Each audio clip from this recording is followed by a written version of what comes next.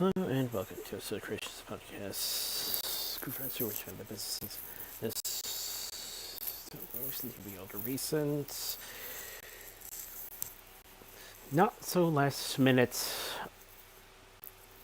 August doubleheader because let's just My say quest got canceled. the news broke. The news did break out before we. The news did break out at least 24 hours ish before we were originally scheduled to go to air, but which is the main reason why I don't consider this not so last minute.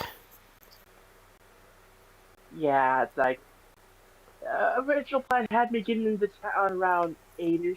I didn't get in until about almost 11:30. So by that point, it wasn't really feasible to do a show that week. Uh, but it's fine. We were able to reschedule everything, and now for tonight and tomorrow, I'm coming to you live from my parents' apartment. I'm house sitting because yeah, someone needs to watch the cats. So yeah, I'm hooked up with my earbuds to my phone. I have my laptop hooked up to the TV, so I can access the spreadsheet and all the various news sites and watch video. And I am just chilling in a reclining chair. Yeah. In about 25 in about 24 hours from now, it'll be 1 week and about 2 to 4 hours since the both of us, or well, since every Northwest, or since every Northwest for this year ended. Yep. But yeah, so I'll be talking more about my adventures in house sitting tomorrow night. For tonight, we're talking about last week. So yeah, I actually have my schedule set up on a PDF on my phone, so just pull that up. So let's see, last week. So I don't remember much about like Monday and Tuesday or anything. Wednesday I did go to work because I mean like I need the money, so I figured like okay, I can do one day this week. Don't need to take the entire week off. So Thurs Thursday morning, I get up early. I was like, okay, bus leaves should be leaving at like 8 o'clock, 9 o'clock, 9:50. Okay, 9:50 it is. And it's your standard bus trip up to Seattle from Portland. It's like, admittedly, the air wasn't working that great, and it was really bumpy, and the seats were kind of tight, and yeah, my original plan to just read throughout the trip didn't exactly go to plan. But eventually, I did get into Seattle. So a relatively short walk up a hill to Wajimaya. I stock up on some stuff and then hit up the light rail, the two line. First time on the two line was actually pretty nice. I get to Bellevue and then make the long trek over to the Hilton Garden Inn. So I get there about just in time for when check-in is supposed to start. And I go to the front desk. It's like, okay, they are still cleaning the rooms. So I wait and wait. And I want to say I'm there for like the better part of an hour before before the room is finally ready. And who should show up around the same time as that but him? Honestly, perfect timing on that. So we get to the room. It's fairly nice, a little bit on the cramped side, but overall not too bad. And it's right next to the pool, which was nice. I actually ended up first thing on Friday morning before heading in, but I decided to, take a dip in the pool in the spa. You know, eh, I haven't done one of those in a while, and it was nice. But yeah. Oh yeah, right. The rest of Thursday, I forgot. So upon learning that, oh, they are doing day zero badge pickup, I walk over there, pick up my badge. There's basically no line, and I'm there. And I'm thinking like, okay, so I got bread for sandwiches. I need stuff to put on the sandwiches. Now I know there's a Safeway down there, so I figure I'm already down this far. I may as well just walk down a bit further, go to Safeway. So I pick up some ham, I pick up some cheese and some hot sweet mustard, and I make my way back. So of course, this being Thursday, day zero, my plan for the day is chill. So I ended up just like chilling on the bed, just reading manga. Like, just spent a few hours doing that, and decided like, okay, first day of the convention tomorrow. Best to go to bed early. There's also the fact that I was running off of like 2 hours of sleep that entire day. Oh, that's what I was doing Wednesday night. Right. Yeah, I worked on a bit of a project. Basically, there's this anime I like where they have the English dub on Tubi, and I have the fan sub version. So I took the English dub and captions from Tubi to act as subtitles, and the Japanese audio from my fan subs, and I smushed them all together into one dual audio video setup. And I did that for all 17 episodes. And then shoved them onto my tablet in case I wanted to watch it at some point. I didn't actually watch it at any point, but if I wanted to. Uh, and that's why I was up till 4 in the morning. Well, okay, I finished up like around 3-ish, but it takes a bit to get to sleep. Anyway, okay, Friday. So I get there. I was like, okay, check out the vendors hall. And I was like, okay, so it's so. Maybe a few things I might want to pick up, but I'll worry about that later. I was like, okay, first panel at 2 o'clock, but wait, autographs. So it's like, okay, I already knew like I wanted Enrique and I wanted Tabitha. But then it's like, oh right, uh, what was his name? Kazumi Evans, like, oh, she also does good voices. And then at that point, it's like, you know what? At this point, I'm already 2 for 3. May as well go for the dazzling trifecta. So I'm basically in line for like 4 hours, and at this point, it's like, okay, yeah, I am not seeing the Fall Equestria panel. I wonder if someone, I wonder if they, I wonder if someone recorded that one. Hopefully, someone recorded that one. I have to check YouTube for that. But like, okay, may have missed may have missed the first panel I wanted to go to, but I got all 4 of my autographs in, and it's like, okay, getting closer to my complete perfected poster setup. For the consideration, and later on, I now realized like, okay, I need Tara Strong, John Delancey, uh, Sarah Corlett, uh, and Kathy Westlock. I believe those are the 4. Oh, and I forget her name, but the one that voices Scootaloo. Maddie Peters. Yes.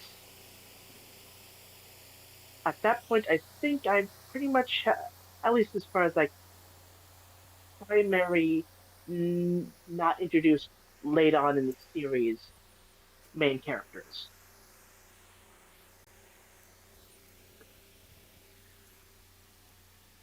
yeah, that's gonna take a while. But yeah, then I decided to go to the Trial of Cozy Glow, and then kind of dipped out of that because like, eh, it, it, it's one of those ones that's like, oh yeah, kind of partly role playing as the character, but also sort of not. That's like, eh. So I ended up going to Pony Life is Magic, which is basically just a riff session. I was like, hey, riffing on Pony Life. I'm up for that. And then, let's see now. Okay, I don't remember if I stayed for the entire Pony Life is Magic panel, but then I moved over to Transformers My Little Pony's Little Siblings series. That was cool. And then, let's see now, then I went to the Portland Bronies meetup, which like, oh yeah, Party Central. And it's like, where's that? Turns out it's like the kind of open area on the party floor before the actual party rooms. It wasn't really clear. It wasn't really clearly labeled at the time, but I worked it out. Like hung out there for a bit, chatted with the other Portland area bronies. I joined up with the new Discord, and actually won a free Pinkie Pie plush. So that was cool. Also made maneuvering a bit awkward, especially in the room parties, but you make do. And then of course went to the room parties. I skipped out on the MLP Game Off Survival Guide panel because I mean, eh, like I could say things about the Game Loft game, like it could have been worse. Yeah, you have to pay for all the ponies, but at least it wasn't a gotcha. Like, yeah, it could have been so much worse. And yeah, that was the end of day one. So, like I said, after that, went back to the hotel room. No, wait, no, that was Friday. I did check in with the music for a little bit. It was nice, but I think I want to say, now I remember what it was. So partly tired and sore, and partly I was carrying around a lot of extra stuff because I hadn't gone back to the hotel room since I left that morning, which among other things included the big Pinkie Pie plush. So it's like, okay, I'm a bit over encumbered right now. As much as I would love to stay, it's been a long day. So then we get to Saturday. So starting things off, went to the Ace Analyst Live, The Good, the Bad, and the Ponies. Then stuck in the same room for Digimon and MLP, The Shocking Parallels.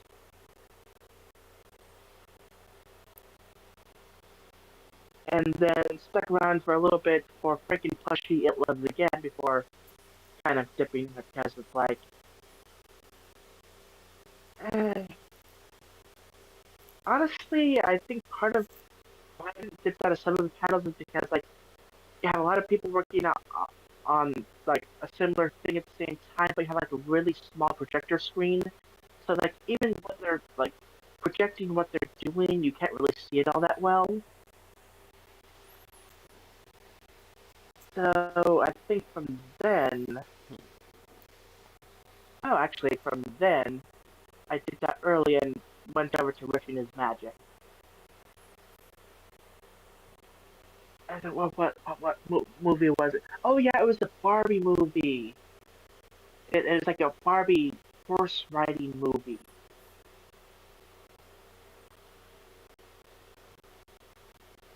So that was interesting. And then, okay, I didn't do that one. Then after that, I went back to the other room for previous generations of MLP with Red Card and Friends. So, they took a look at some, what was it? It was one of the Gen 3 movies. Runaway. I think it's like Runaway Rainbow or something.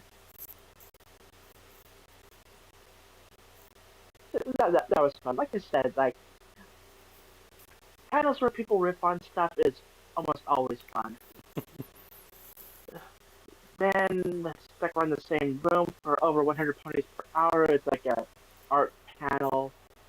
That's like, oh yeah, everyone can draw ponies. Like, I'm not really drawing right now.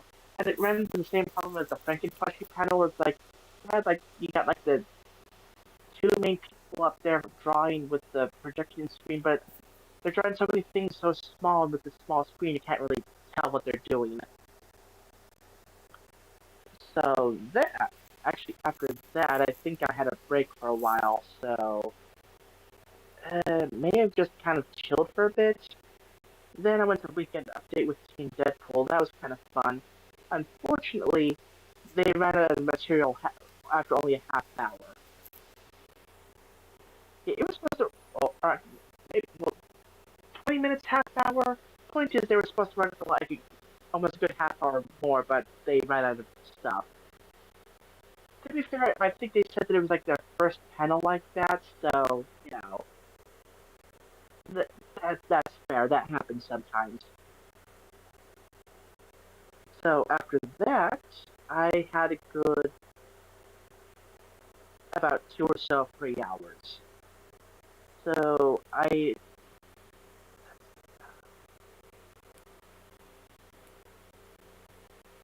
I go to? I want to say I went to dinner after the next. Yeah, I remember now.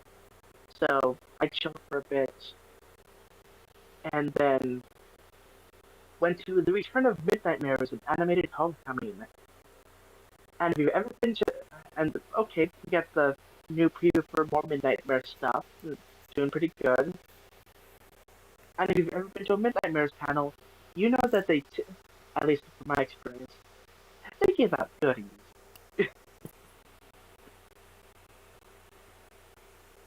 So yeah, we were both there, and like, yeah, I got some pins, got a plush. That's like, oh wow, convention weekend, and I get away with 2 free plushies. Like, what is this? Uh, and I believe that was after that I hit up 13 coins for dinner, and then went to the room parties. And then after that, I went to the music. Speaking of food, I decided to be a bit cheap with food, so for breakfast and maybe a snack or dessert later, I brought some muffins. And then for lunches or whatever, I mentioned sandwiches before, so was making sandwiches. Just because like money's been kind of tight lately, and like I know like when you're out and about, food can get expensive.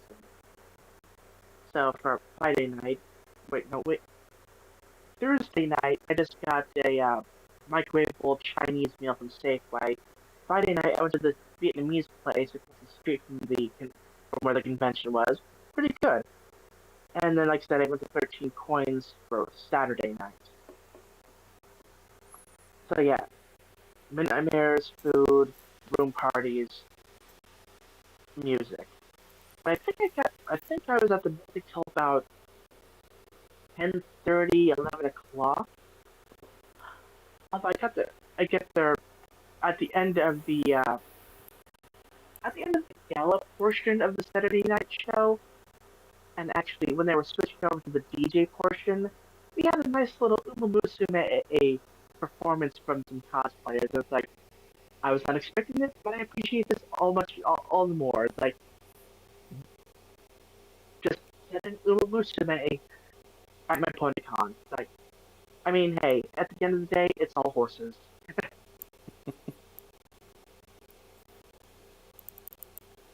And then Sunday. Sunday did not actually schedule anything out because I figured like, okay, I'm gonna have to leave around noonish, so not really much I can do.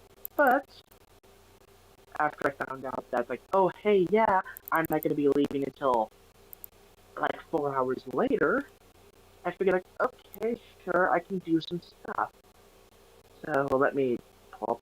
schedule. Okay, Sunday. Uh, do so Sunday I did the How to YouTube panel. That was fun. And then uh Cartoon Court. That was also fun. And then back things up with GM 101. I did initially plan on going to the closing ceremonies for just a little bit, but it seemed like the charity auction was running a bit long. So I'm not exactly sure when they properly started the closing ceremonies, but by that point, it's like, okay, yeah, I won't be able to. I definitely won't be able to stay until the end. So I figure at this point, like 5 o'clock or so, best to start making my way back or make my way over to the bus. So at that point, right now, I think somewhere in there, yeah, after GM 101 or before I decided on leaving before the closing ceremonies, I went to Shake Shack. Unfortunately, they were all out of their special shakes, so instead I just used the coupon to get a free lemonade. Burger was good though.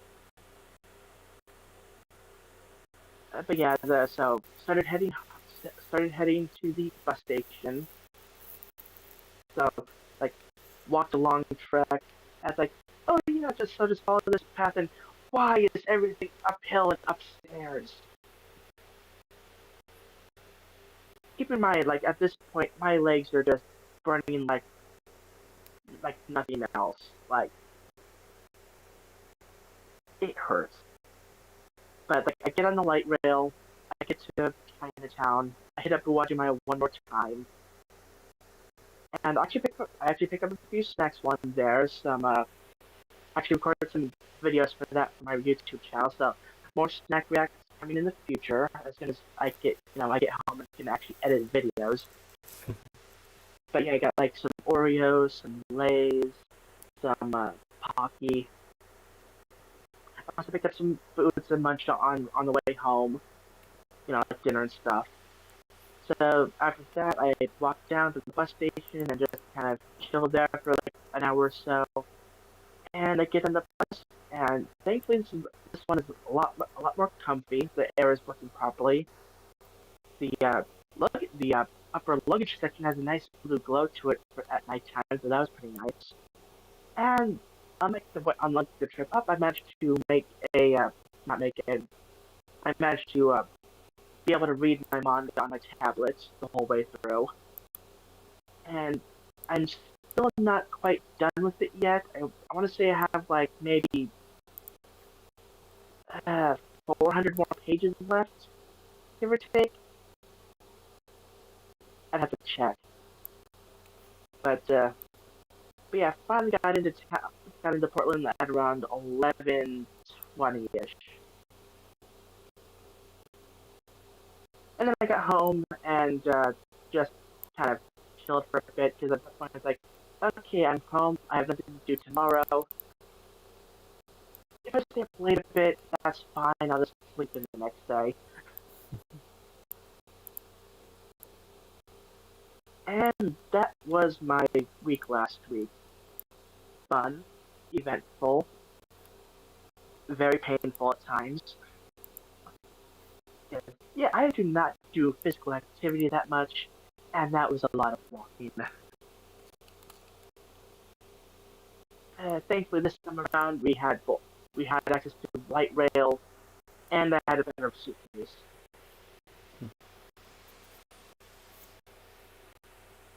And like I said, yeah, honestly, the hotel room was actually not that bad. Like, the bed itself was that bad. It's like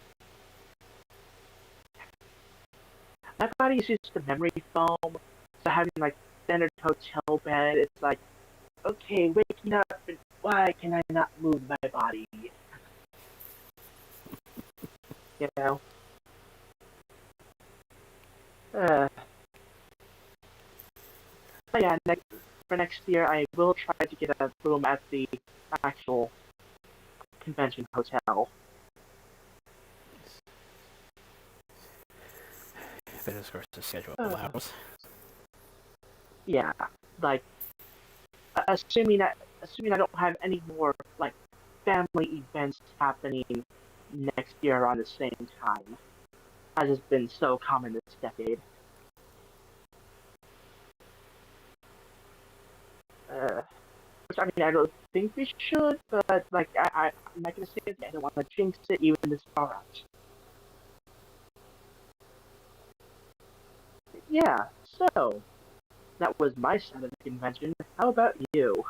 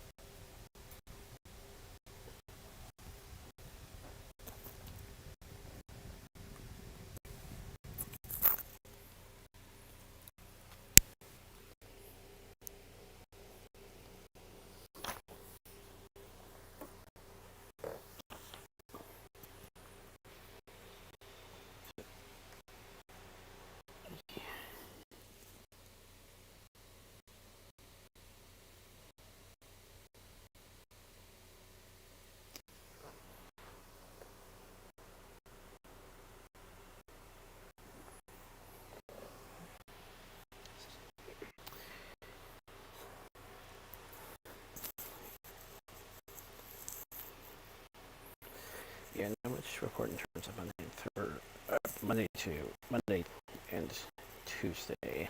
Uh,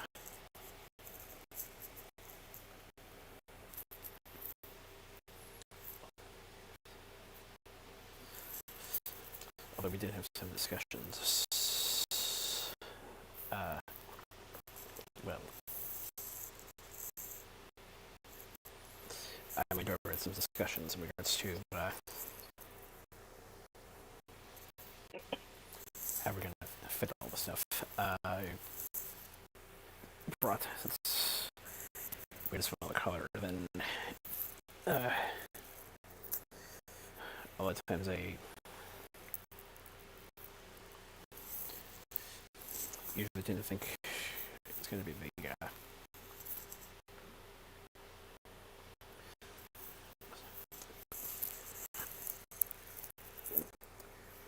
most often used, especially when it comes to lengthy trips.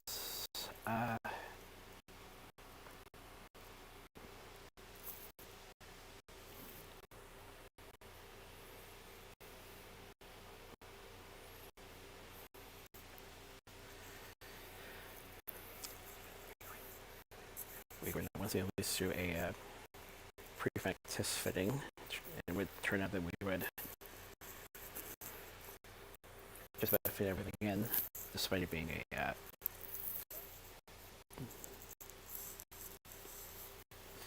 tight squeeze sort of towards the back, but still we managed to get it all in.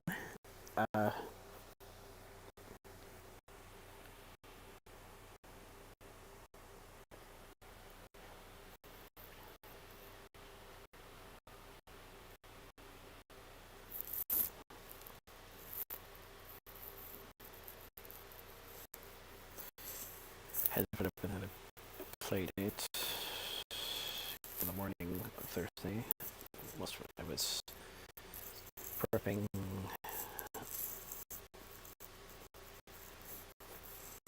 the bags so whatever clothes I was going to bring and other stuff.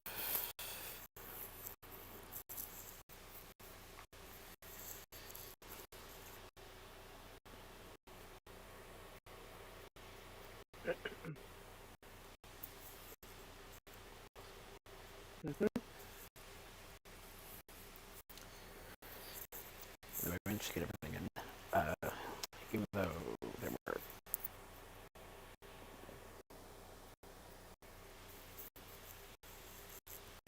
they kind of just a little bit into the initial targets I had, and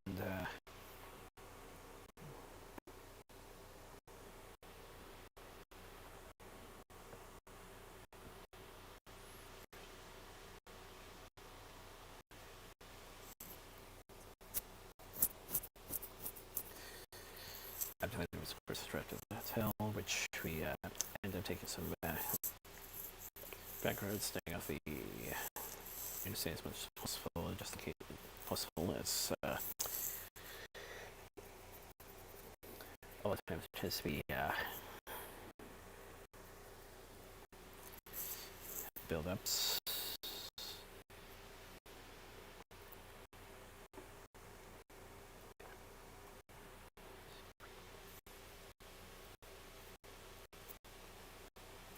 I wasn't sure in terms of the combinations this time around, but thankfully we managed to find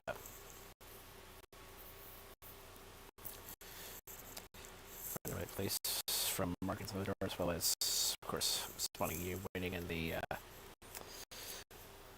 lobby for the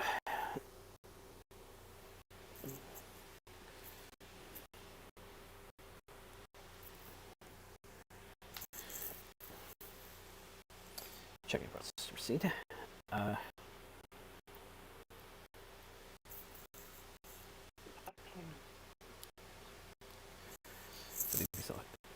We didn't have some time as you were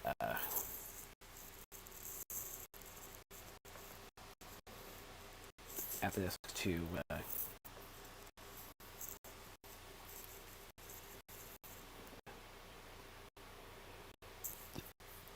unload. We did have to utilize a cart in front, like one of the hotel luggage carts in the process, but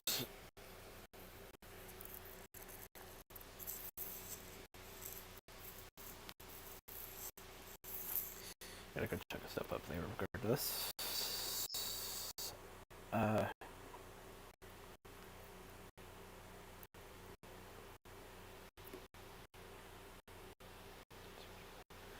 Once we checked in, of course, it's the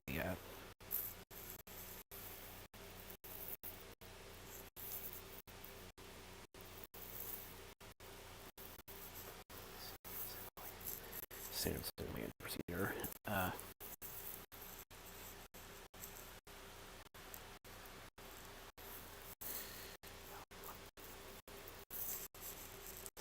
Or at least get the card unloaded so I can return it, as well as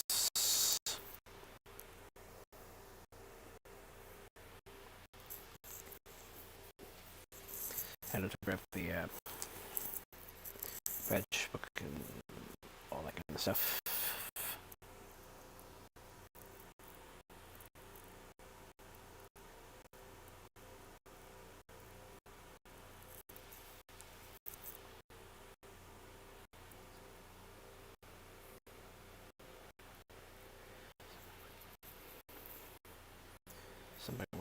Some point while you were in, I was testing the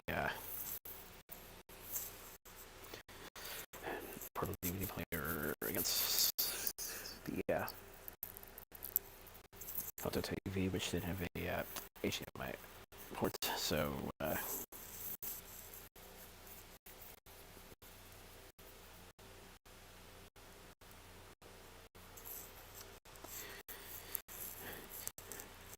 if possible, we have one way to do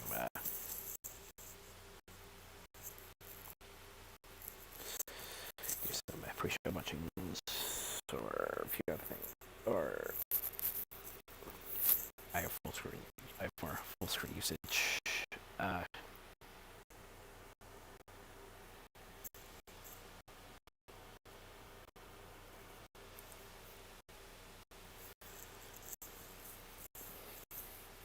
DVDs and deliveries I can take along.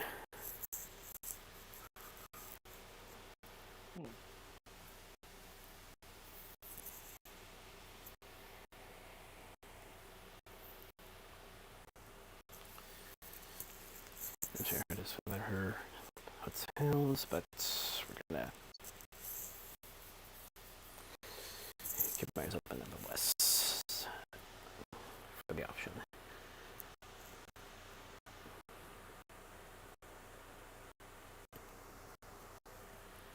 Mentioned dinner at some points. Trying to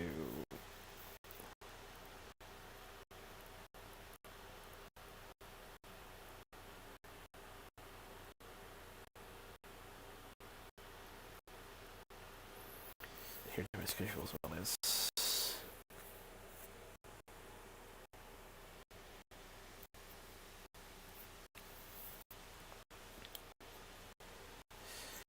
Trying to make it sound like I was.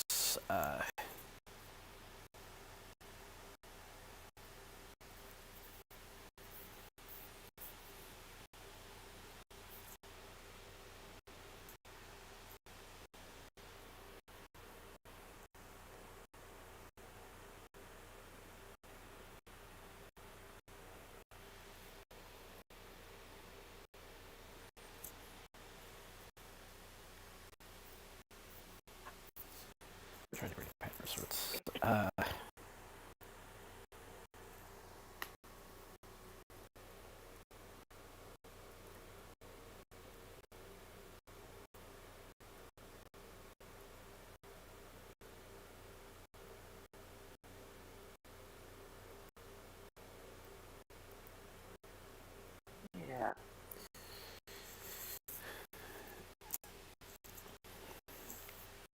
A little bit.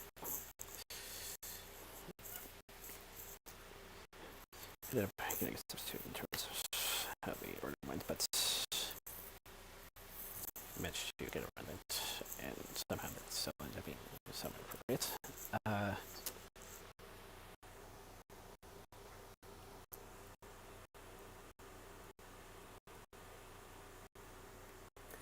And once I was hooked up to the internet, which would have worked if we had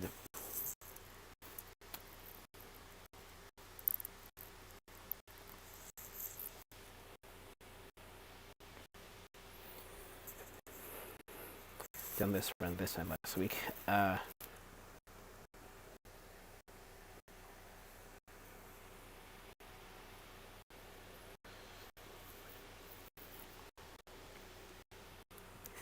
With my daily online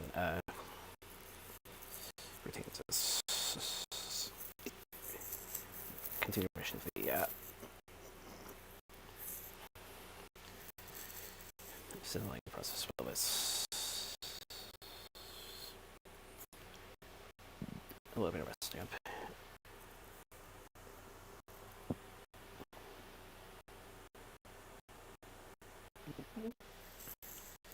And then afterwards,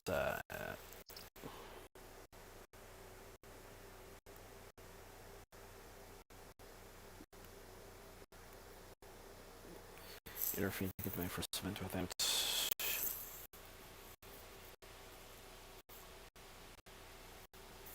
being behind. I managed to log out, shower, get to bed as early as possible, and then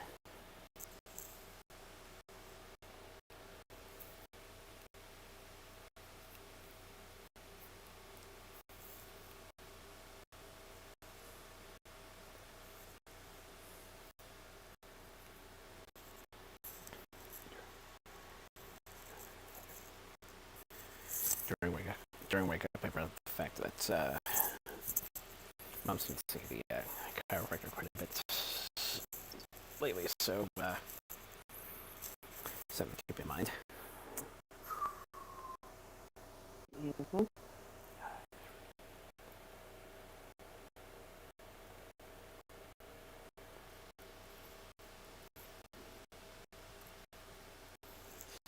Well, I managed to get everything addressed and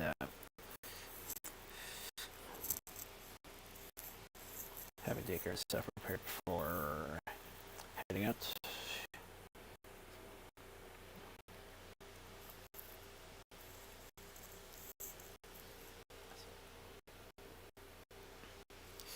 As I'm this case with a lot of conventions, things don't always go quite in time, but still managed to happen nonetheless.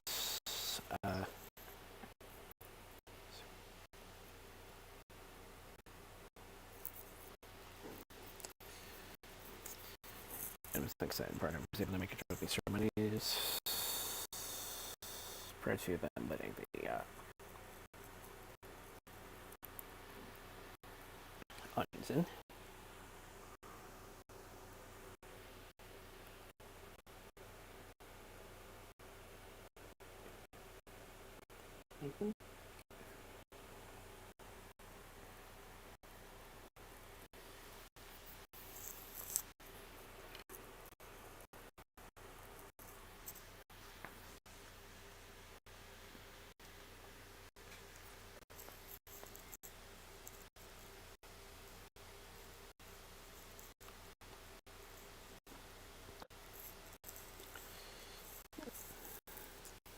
hardly anything that's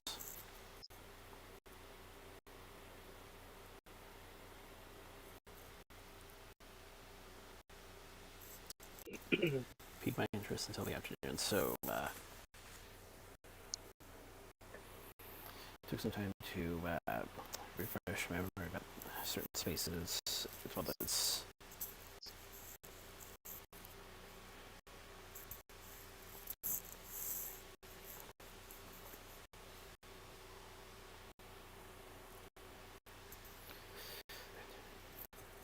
look into place the critic on if I wasn't able to do what I would end up doing later. And then make a decision around that.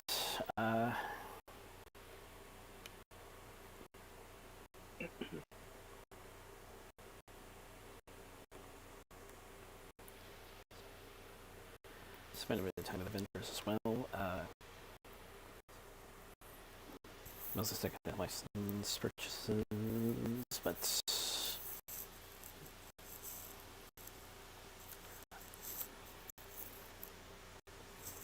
pretty good finds.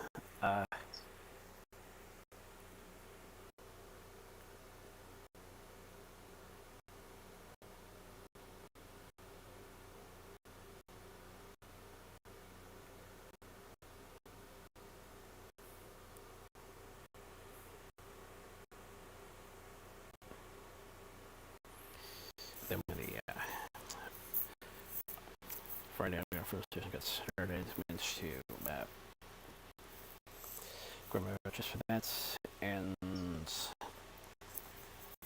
head over, of course, because when they say one guest is Friday only, it is Friday only. So better to have gotten Diana early. Yeah.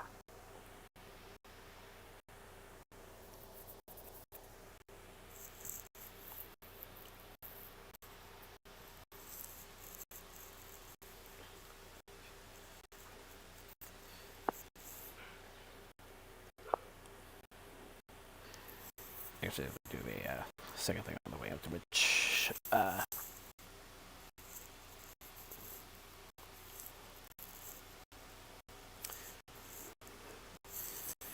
giving Lauren a bit of a comfort hug for anyone who's familiar with all the trouble she's been through in terms of social media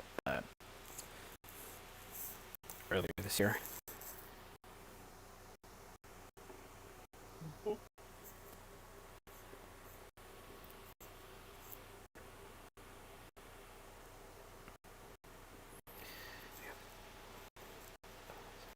Other people on my list would sit for later because afterwards I went back upstairs to the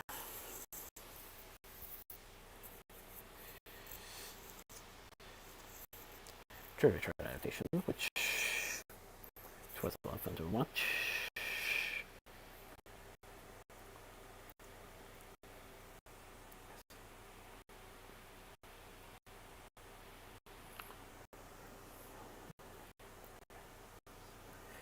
Went back to the room for a slight break, and also so that I would be able to pick up the plushies for the doubleheader events that would happen in the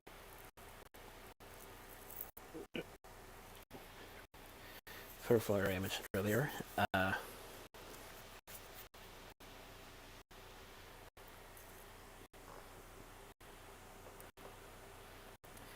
And actually was able to finish with one of those where I would duck out, head over to Bernie's factory, and wasn't able to get my question there, but was still a valiant attempt nonetheless. And I think that's one of a few times I'll be hopscotching between events.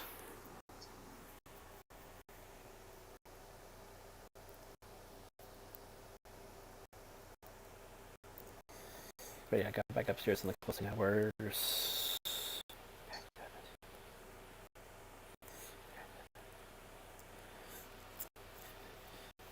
which I would pack up and then take the fleshies back.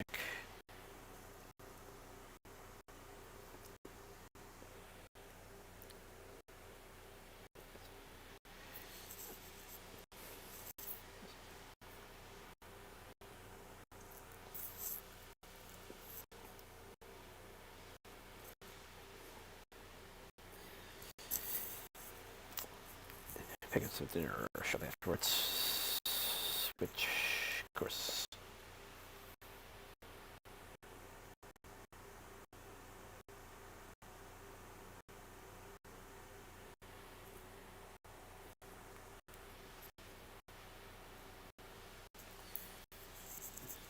is when I just workouts. Since I hasn't been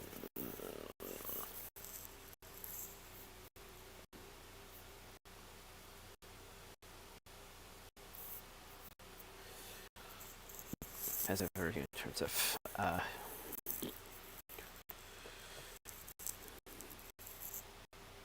disappointments.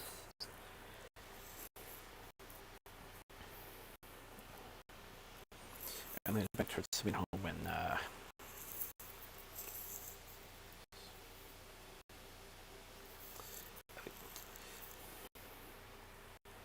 around the time at least one of the bands was due to perform, arriving rather close to the tail end of the previous one, but still managed to make it. And I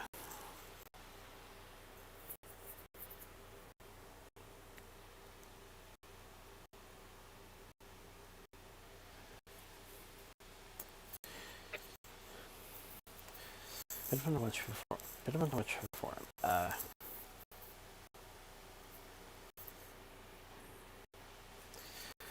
Being based on, by the way, for at least 10 years now, and then, I mean, listening to it for close to 10 years now, and then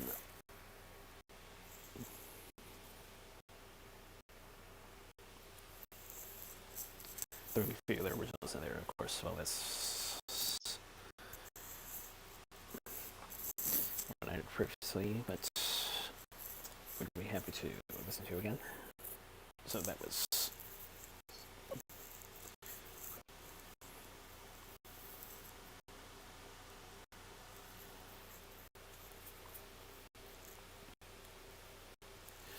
worth all the interiming fingerprints, as well as putting up with their presence, amongst other things.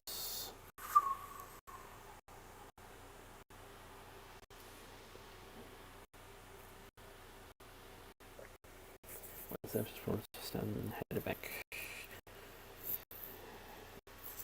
to my all-round routine, including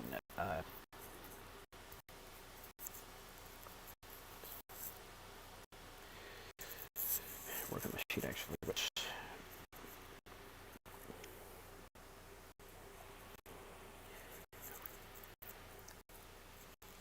didn't happen quite as often as I would have wanted, but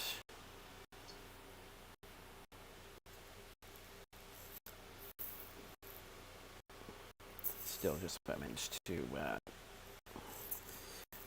get the last 2 days in before turning in for the night.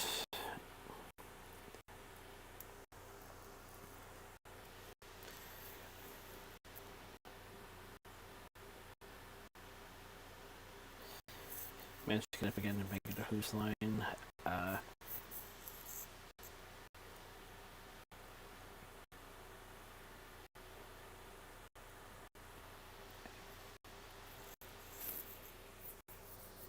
Adeline actually got back about just earlier.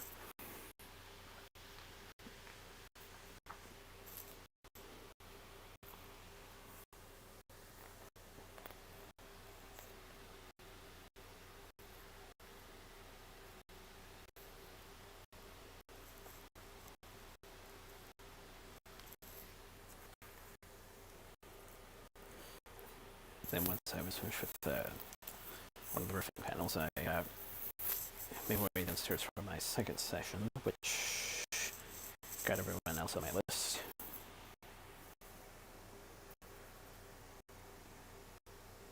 Cool.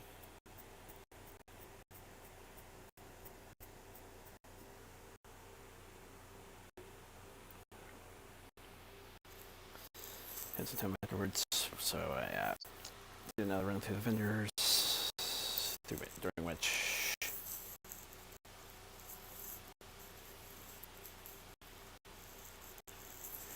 I just pick up a fan make in addition to the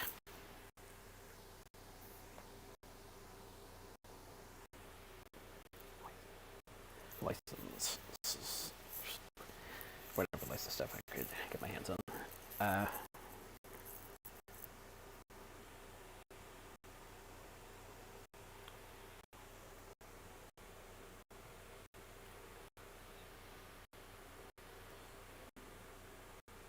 Made my way back upstairs after that. My Little Millionaire.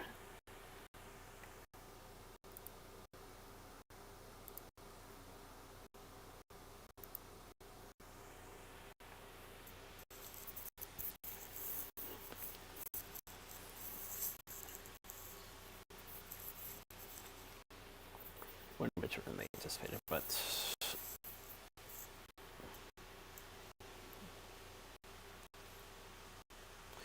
still love it much. And I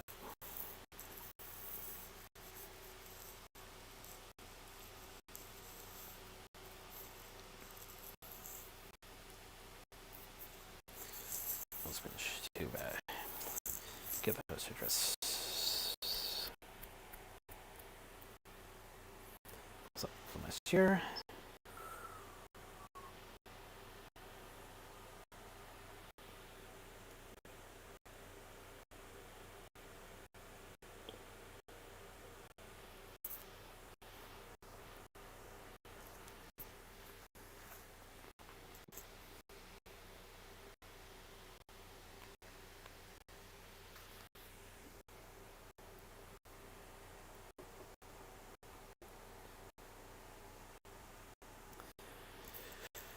Went to the community spin green after that.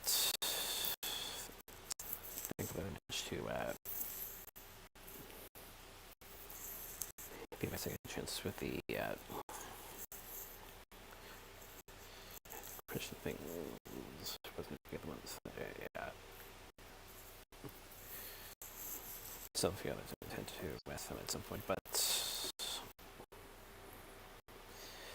I will say they managed to launch the gave up the H phenomenon, even if well, I'm still hardcore Ethiopia. And of course, the two of them will, and the group will look into Vancouver. Of course, will look into Vancouver, so it's possible they might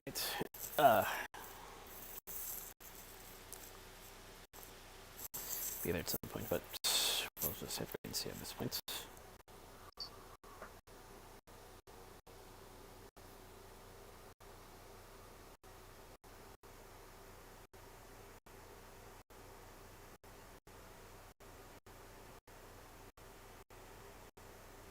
Mm-hmm.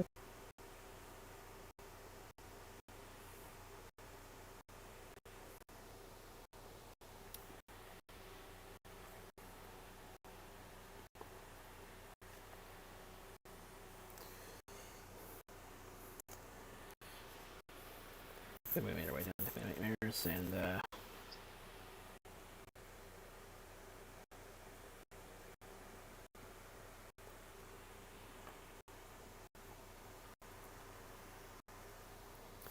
definitely going to have a bit more interest now beyond that subscription. I did at one point some years ago.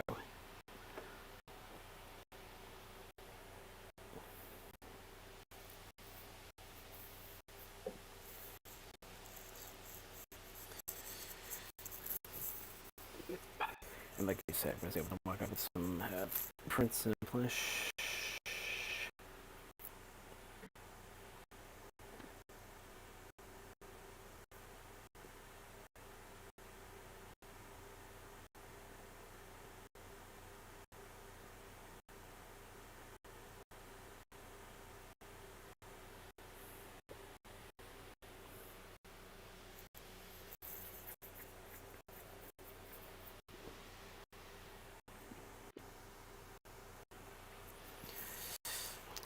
I'll get into more of that tomorrow, though.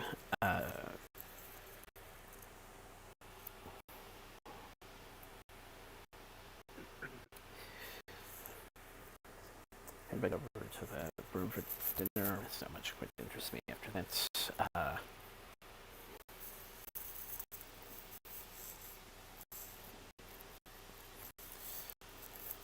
Once again, no difficulties.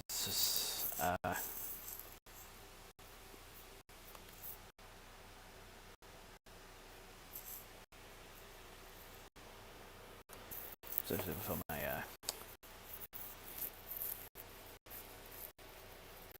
purpose for the day, and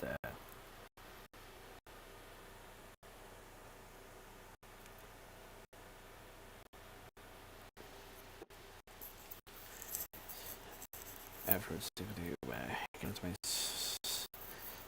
then the online things, clean sheets.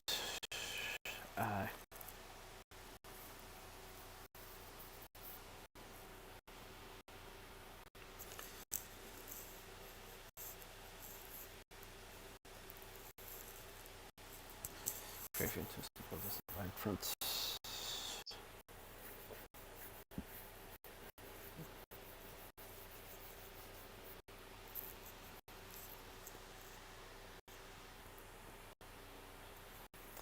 Went to video conversation at some points, and then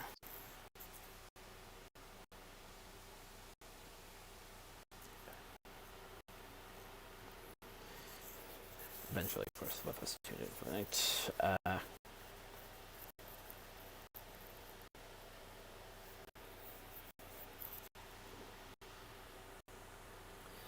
Got up as early as possible next morning so that we could get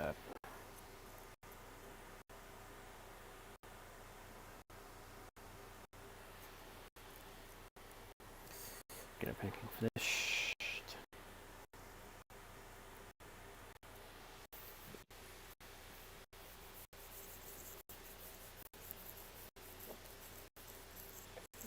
Once again, into our cart process, but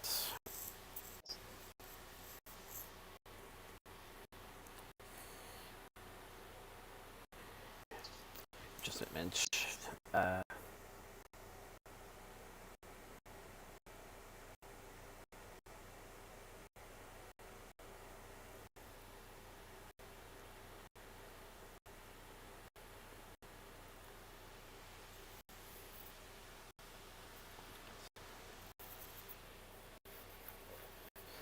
at some point we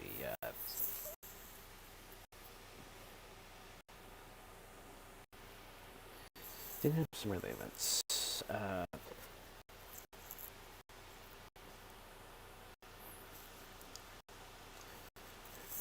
Prior to us speaking in Rome for me was the bench game.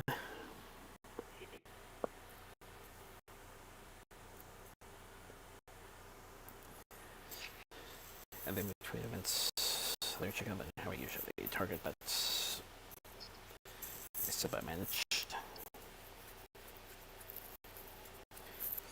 Thankfully, as part of the medical request, I didn't have to take away the cart. Of course, I would leave that behind later, but for the time being, that was appreciated.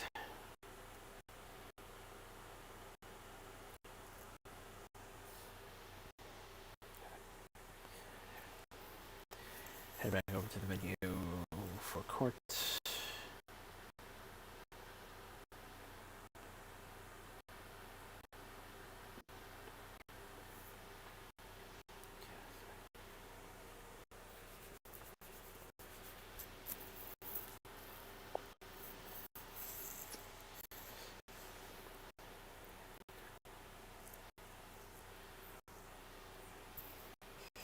Had a bit of time between events, so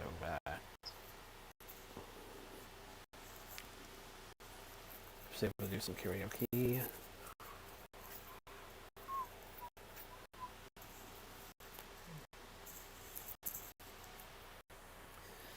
Then after that, I back to the head rooms for Don't Forget Lyrics, the first time they've hosted one of these since 2018, actually. Oh.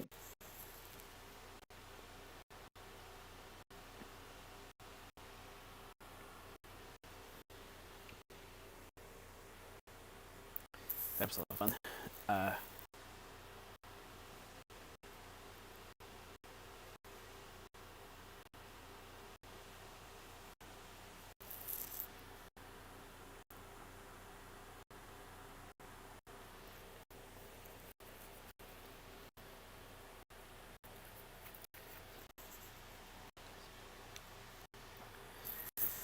Sometimes being able to print an auction is not always a bad idea, especially considering that sometimes they'll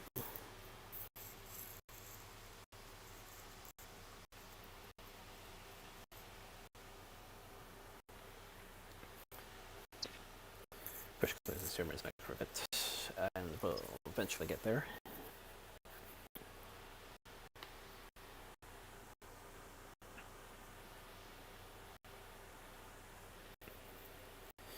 During combo when I felt volunteer points during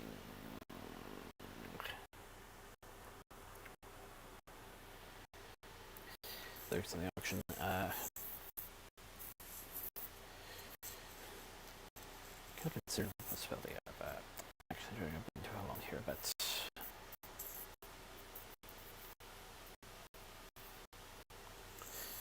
I'll have to wait and see about that.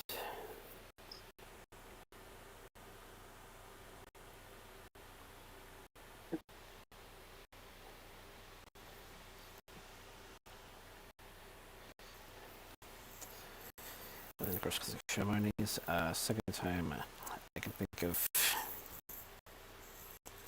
since I got my portal seat of sorts that I had to use it.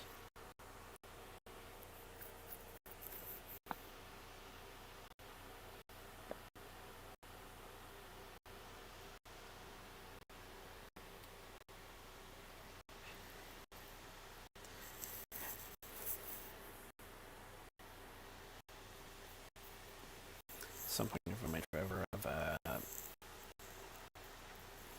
pick up time and then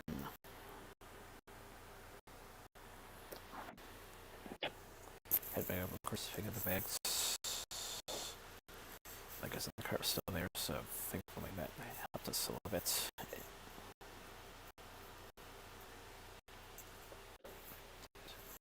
Just give it a repack quite nicely.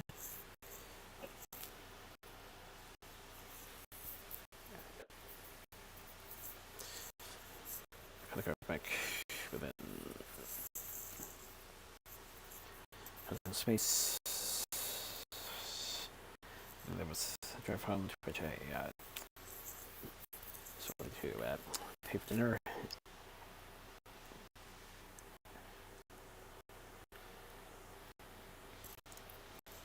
Some point after that, of course, the online stuff.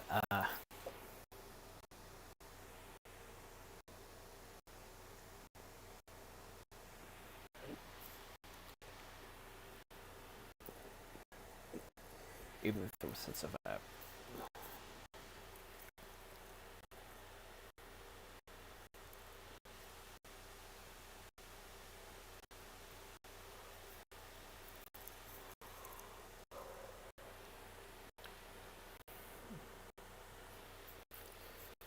tiredness and part, but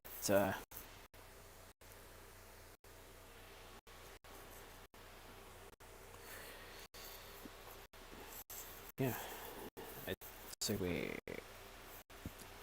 managed to handle that year pretty well.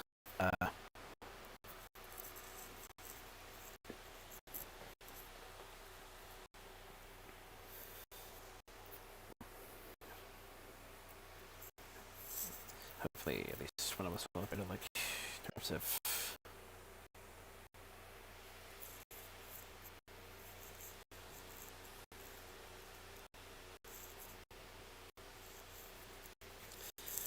reservations closer to the convention space, and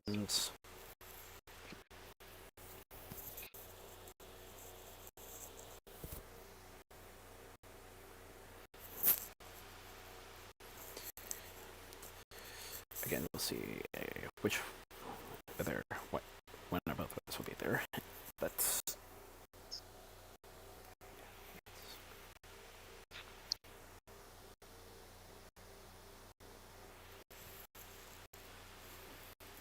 yeah, same thing which went and how things went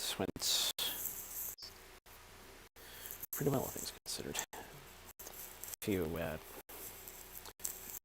points could be brushed off, and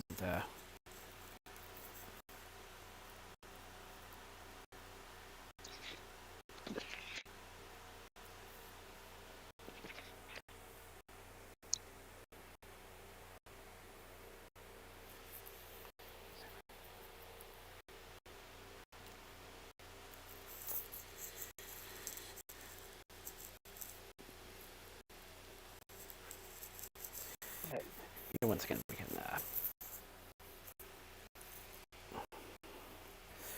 call it another success. Very few complaints.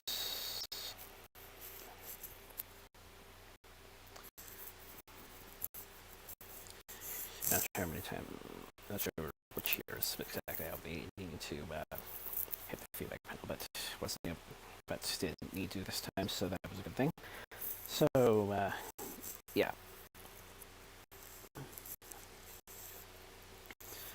The next year will be just as good. Yep.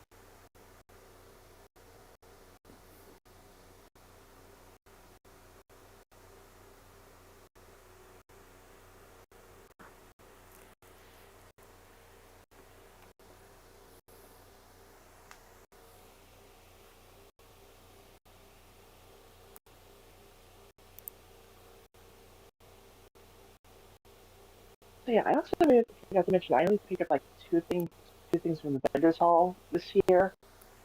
One of which was some Fluttershy pajama pants, and the other I picked up like on the last day was like a gold chip Umumusume phone charm.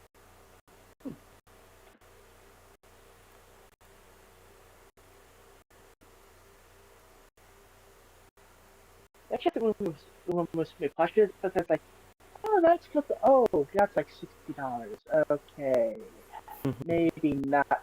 Maybe not buying them from a convention. Uh,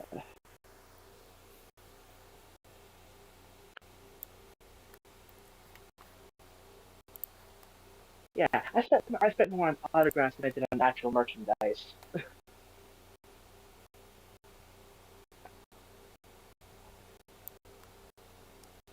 But yeah, that's fine. Like a lot of the other stuff that's like, oh, that would be nice. Kind of fell into the category of like, oh, that would be nice, but like, when would I actually use it? It's like, ooh, okay, that's cool, but when would I use it? Or like, so on. But, oh, hey, that's a cool bag. But it's like, I already have so many bags as it is. So yeah, and like none of the artwork really spoke to me this year. I mean, like some years it's like, ooh, artwork. Other years it's like, artwork.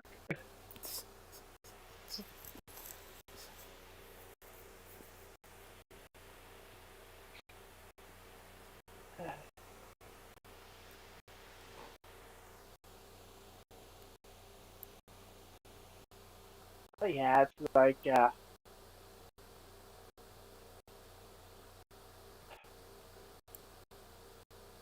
for the post Everfree episode review thing, we actually have a bit something special this time around. Going way back to the beginning. Rescue at Midnight Castle.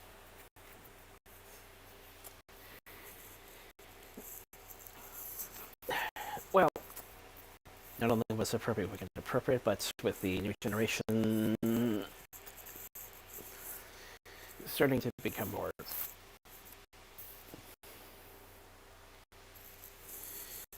in the knowledge of coming, figure it was a good time to do something related. Yeah. Uh, so for getting started, we have to keep in mind that this came out in like what, like the 80s or whatever. So it's a bit, it's a little bit on the weird side. Uh,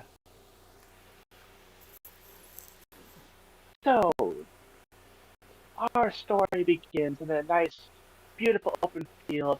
The ponies are playing around. Like we got unicorns, earth ponies, pegasi. It's like, oh hey, yeah, we got all three types of ponies this time around. Unlike in the generations between this and Gen 4, where it's like I would say sometimes you just have like one of them or you have two of them.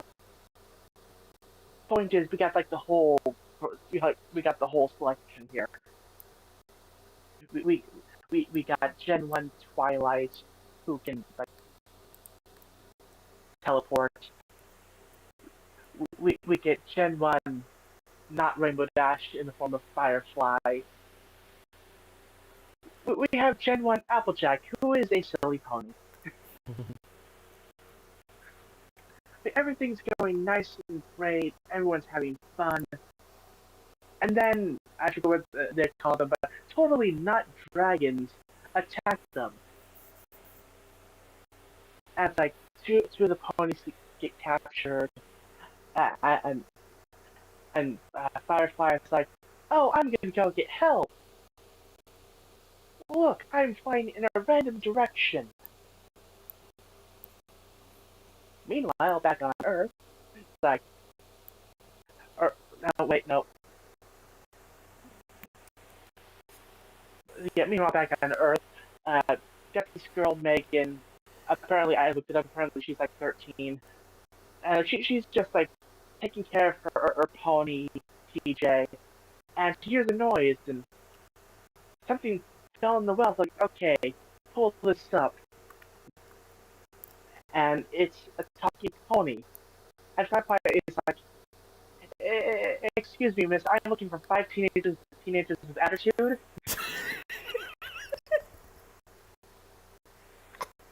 Unfortunately, there's all E Megan there.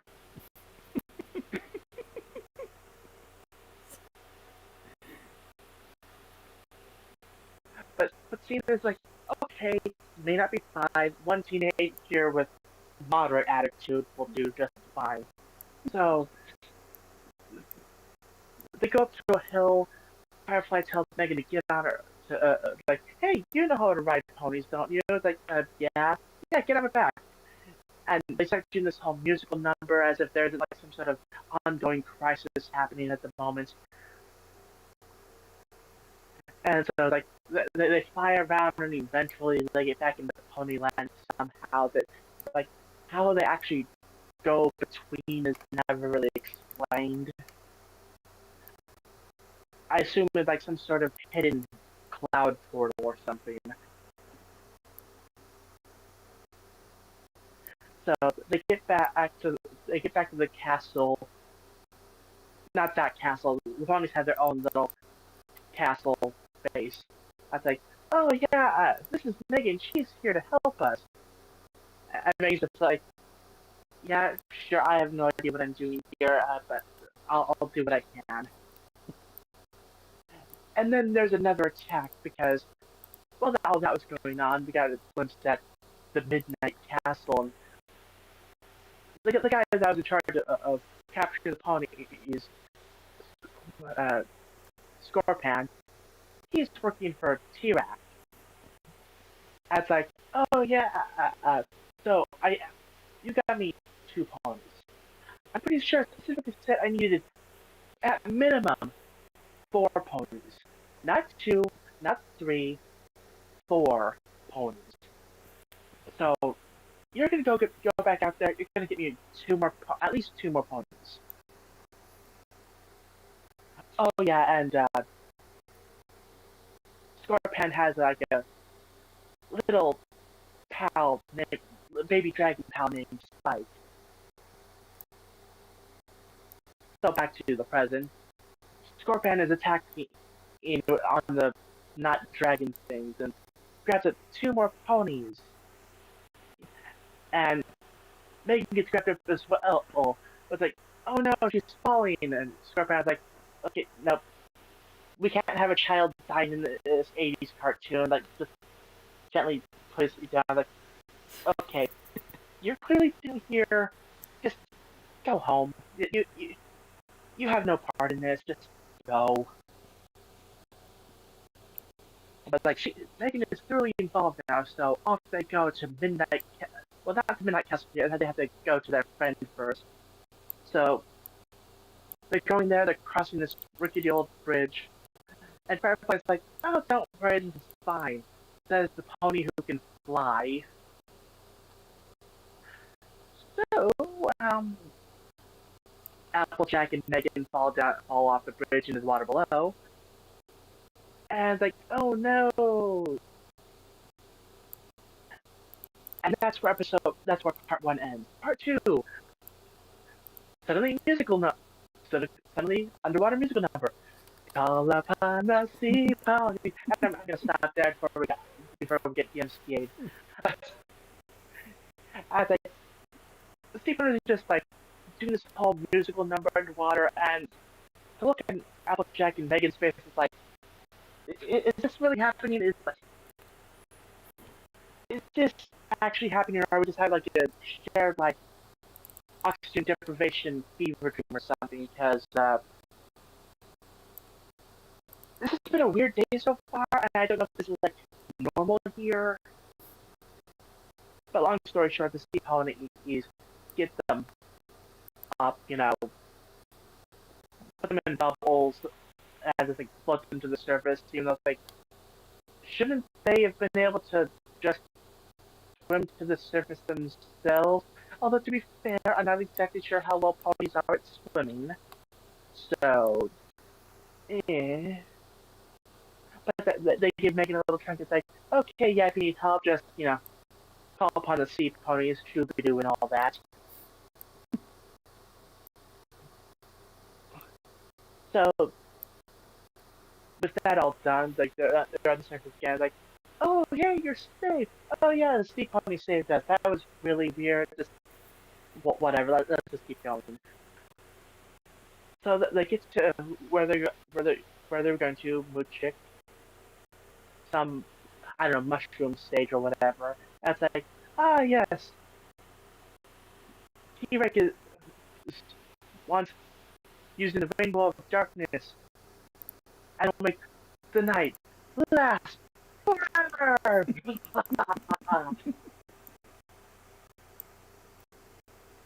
It's like, this is seeming oddly familiar, but it's like, okay, got a rainbow of light somewhere, and it's like, oh yeah, it's in the slot here. Here, kids, rainbow light there. Just go on ahead. We do not have the fun time for a whole expedition thing here. Just go, go, go. So they're outside T-Rex Castle, and like they need a way in. But like, okay, there's a raging river. Ooh, here's an idea. So Megan beats the shell that the sea ponies gave her into the water. Like, that was what we were supposed to do, right? They weren't really clear on exactly how to call upon the sea ponies when we're in distress. But thankfully, well, Megan may not know what to do. The sea ponies sure do know what this Shooby-Doo. So the sea ponies take the Megan and the ponies to a side entrance to the castle, but not before being spotted by one of the guards. So as Megan and the others sneak in, we get to catch up with Scorpion, Spike, and T-Rex. So as I think I mentioned, Scorpion managed to capture a couple more ponies, except one of them is like a small pony and not exactly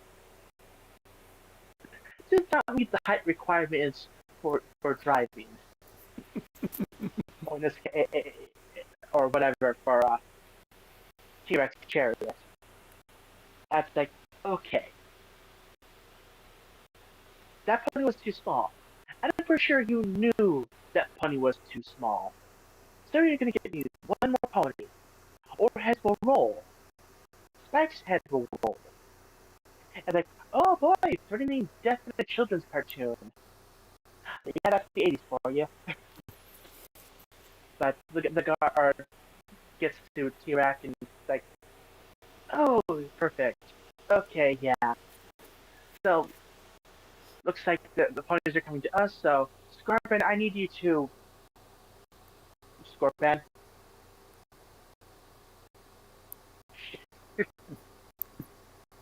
Not actually, but it's like, you can tell, like, deep down inside, he was just like, so this is gonna be today, huh?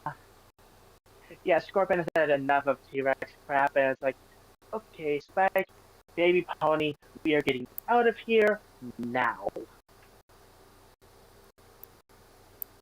Meanwhile, with Megan, like, they're exploring the castle, and oh hey, Applejack went missing.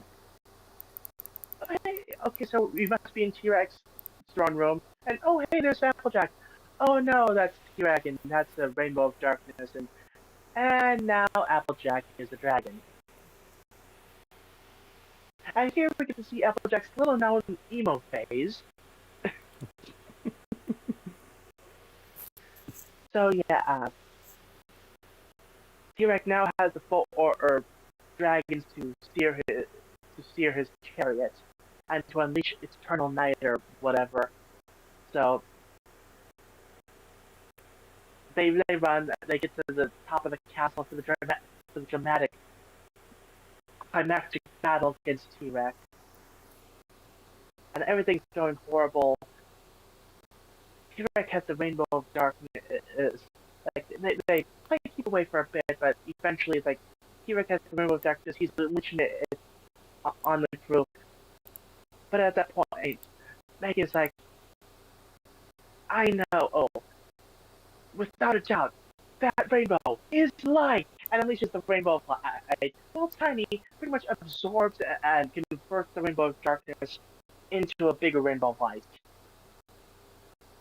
So I couldn't help but seeing the whole light and darkness thing. It's like, oh, hey, I watched a video about Kingdom Hearts the other day. It's like, this is just like the finale of the game. So, yeah, the rainbow of light makes a giant tornado swoops up T-Rex into the sky, presumably killing him, and converts everyone transformed by the Rainbow of Darkness back into their normal selves. The guards became like squirrels and birds and stuff. The dragons turned back into ponies, and Scorpion turned into a prince because apparently Scorpion was originally a prince. Because it's the 80s. But it's a children's cartoon. You have to have a prince in there somewhere. And it's like, but wait, Spike, when are you gonna turn back? And it's like, oh, I've always been a dragon. This is normal for me.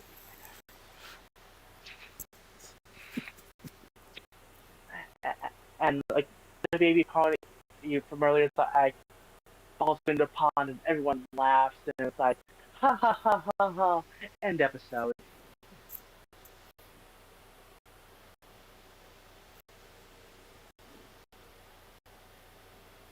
But yeah, that was Rescue at Midnight Castle, the original My Little Pony animation. And for when it was made, it still holds up pretty well. It's like it's pretty fast paced. Although I'm pretty sure they did the musical segments just one because it's the children's cartoon from the 80s, and B to pad out the runtime a bit.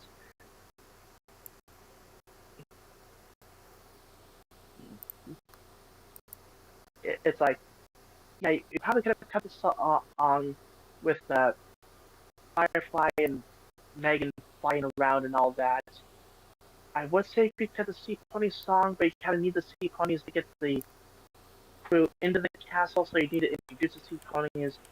And I guess for what it is, I guess that a musical segment is like the quickest way to like establish them, even if like you don't really know all that much about them. And yeah, wait.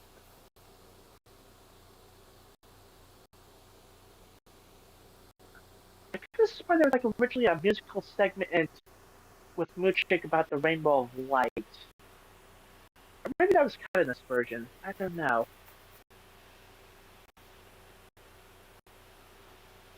Hold on, let me look this up. Like I'm curious. I might be being Mandela affected at the moment. Okay. You at Night Castle songs.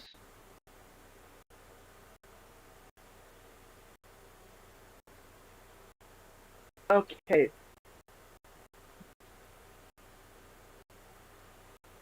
Right. So actually, you know what it is? It might be that because maybe it's because we watched the episode versions that maybe that song was cut from that version.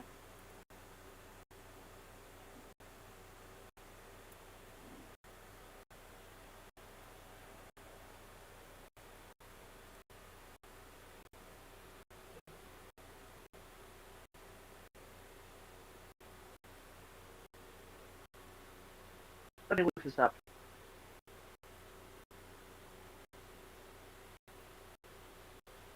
Yeah.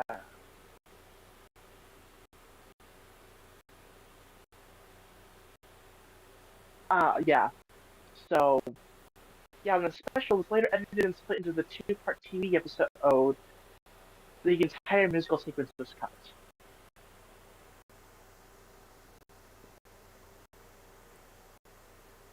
So that's why it wasn't there.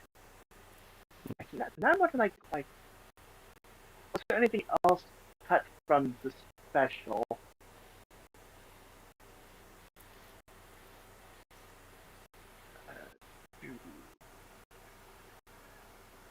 My Little Pony G1 Wiki. It probably fall under trivia. No, it wouldn't. Why can this be like the Pokemon Wiki where it's like, oh yeah, these are things that are different from with these different versions.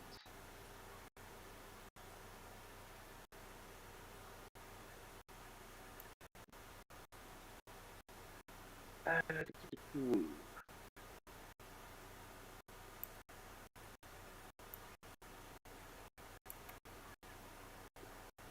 okay, so actually Wikipedia has some stuff like okay, so the opening animated sequence with narrated voiceover credits as well as and credits were removed to replace with the standard TV series opening. Little Piece of Rainbow is cut.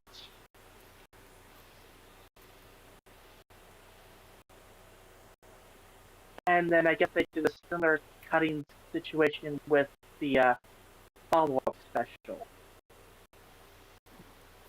So it looks like aside from the one musical segment, we didn't actually miss all that much, which is all right. All right, where was I? Right. For being made when it was, it's actually pretty solid and pretty fast paced. Like they managed to cram a whole bunch into like 20 minutes or 22 minutes. About 20 minutes, yeah. And like even with the other song, that would only been like 2 more minutes. So it's like you get the characters established, you get the thread established, you bring in a teenage human girl for some reason. Like, hey, this is the audience surrogate. And it's like anything that the audience needs to know, they can tell Megan. Even though they don't even really tell Megan all that much. It's like Oh yeah, we need your help. Help us what? Doesn't matter. We need your help. Like she's just tossed into the deep end. I mean, she does fairly well, but yeah, I like establishes like, oh yeah, this guy is a real threat. He's capturing ponies. He's transforming them against their will. He's threatening to kill a baby dragon if his subordinate doesn't do what he's told.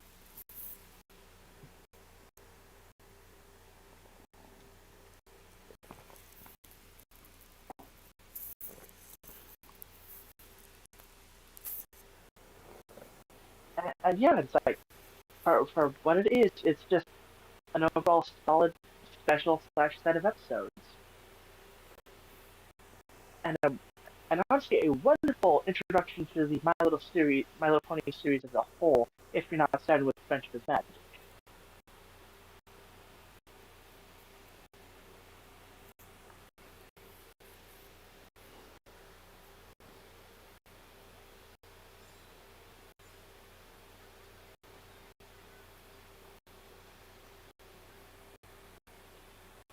Hmm. Yeah, definitely say it's like give it a watch if you haven't seen it already. Even if you're not really a big fan of ponies, it's like it's only 20 minutes and it's pretty solid storytelling, even for when it was made.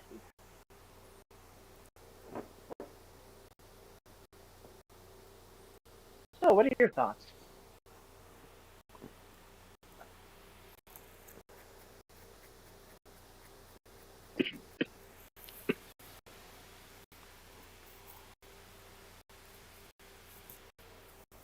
You'd be surprised how many people from the 80s tend to have a major look back, especially when Sunbow and Toei are involved. Yeah,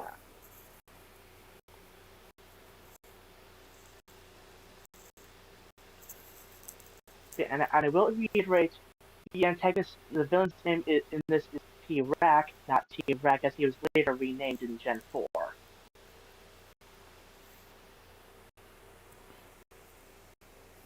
Which I can kind of agree with the renaming because T-Rack just kind of flows a bit better, you know?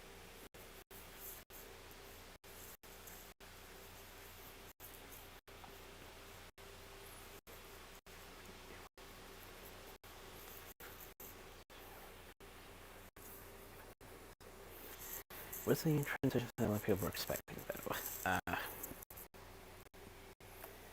Even early on, there was clear indications of what was what specific characters were going to be followed to certain characters from certain generations and the like.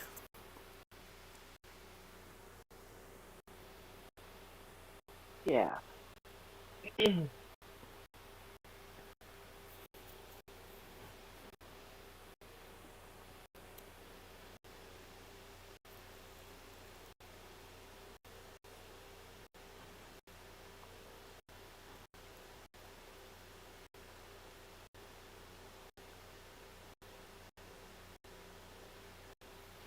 Oh. Actually, looking at the voice cast, I was like, okay, so the voice of Spike actually also voices Buster Bunny and Starscream in the Transformers film series. That's pretty cool.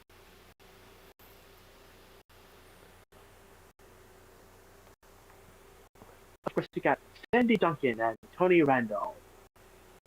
Like, I'm pretty sure it was like the main voices that the narrator voiced at the beginning of the special.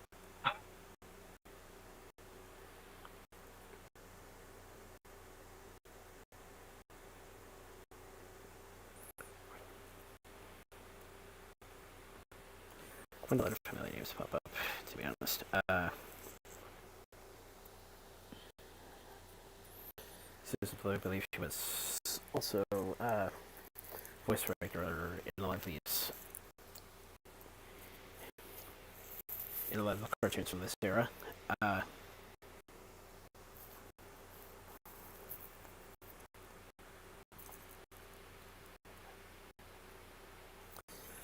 Nancy Cartwright, of course, you know what's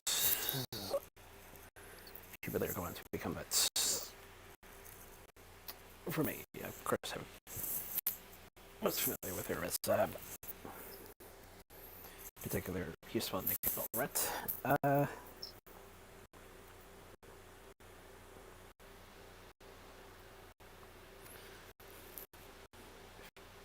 few things are coming with a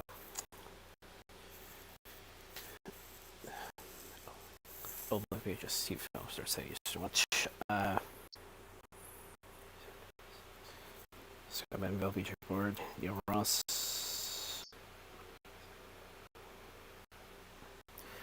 Ooh, rapper himself, Ken Sampson. And they got one thing coming with the WWE ensembles, a lot of people to call them. Tristan Neal was in this. Oh, nice.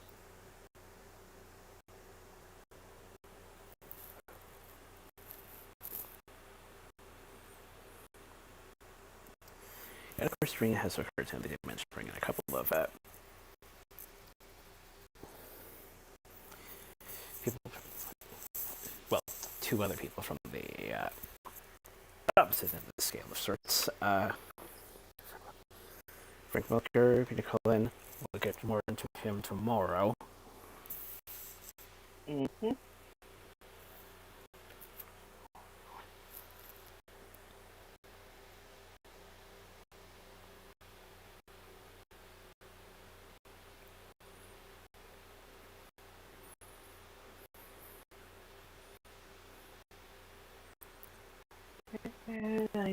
Ooh.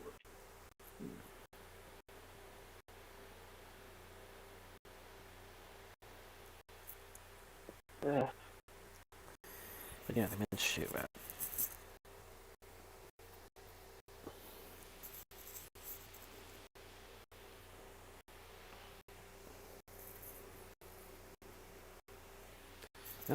not to be considered, but I feel they're basically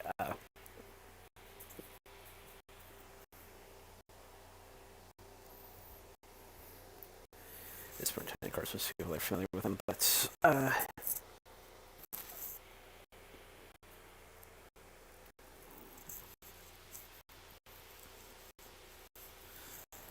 basically these days, some of the newer channel takes a bit of time to run the unlike a lot of the people mentioned for this. Hmm.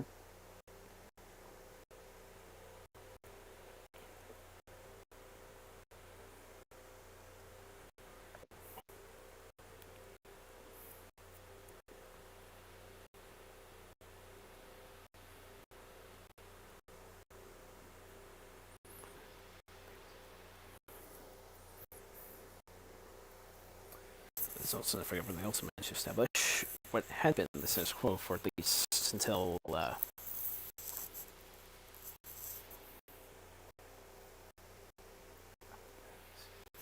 about season 3 of the fourth generation, and to an extent, season 2 finale. Mm-hmm.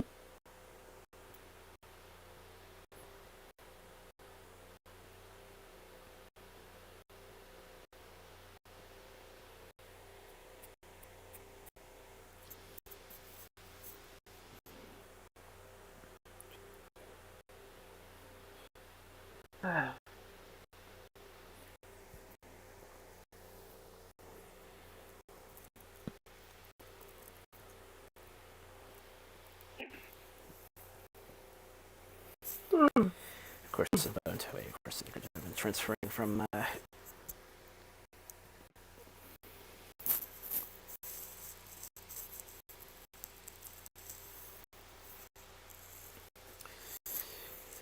alien robots towards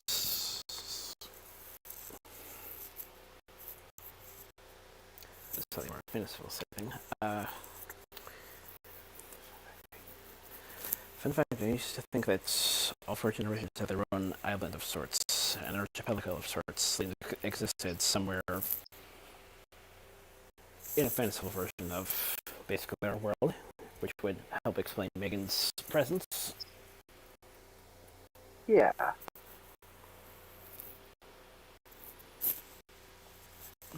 Of course, the fourth now is basically separate, several miles out in space.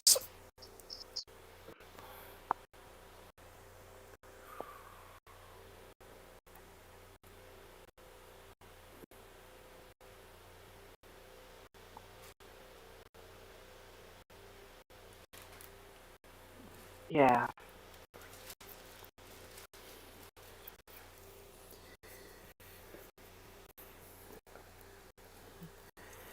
Of course, watching. Of course, for anyone who is familiar with them. Before you start to notice the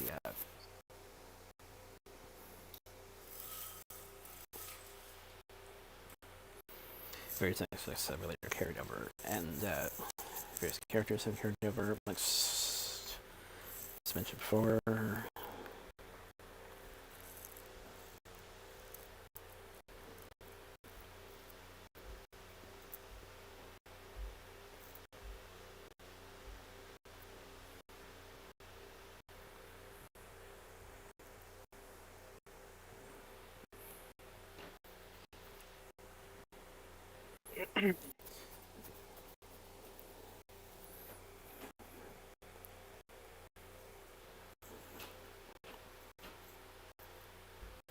It's really surprising, of course, how certain things make their way towards most people are familiar with, of course.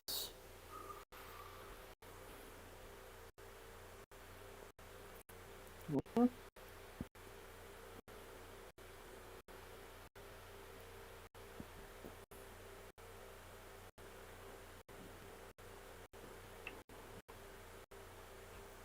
Oh. Here's fun little trademark thing I just noticed. Every single pony in this special has a bow on their tail. I don't think I noticed that.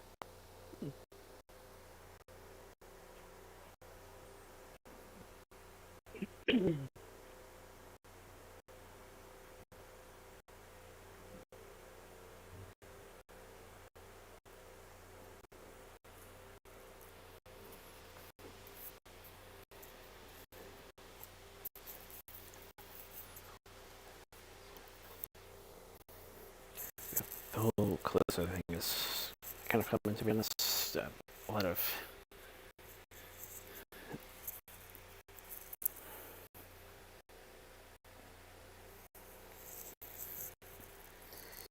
me here started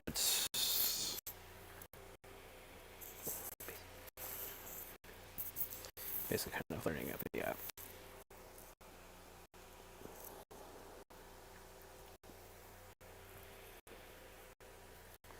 well, this makes it's been a season to go along. Mm-hmm.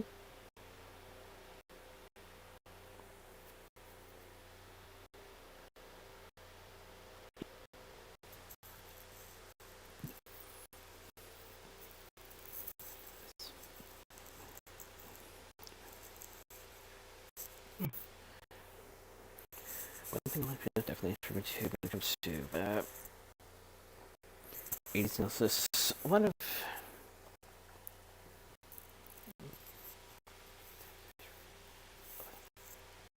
Mm-hmm. a lot of times a lot of times the properties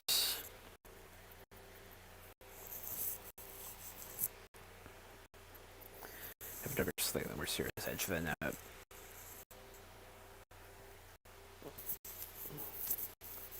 Yeah.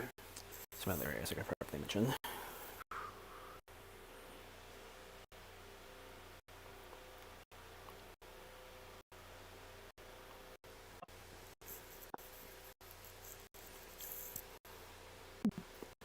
Although Finn's filaments are attributable towards competition as well as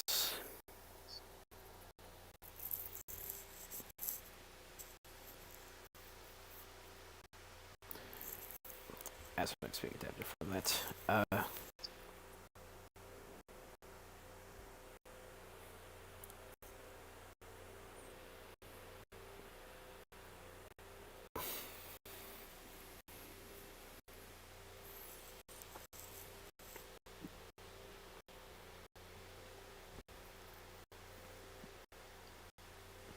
Right.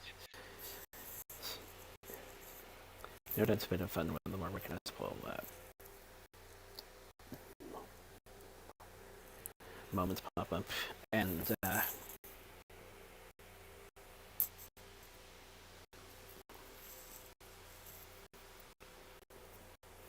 can't help thinking the spirit of things right when that happens.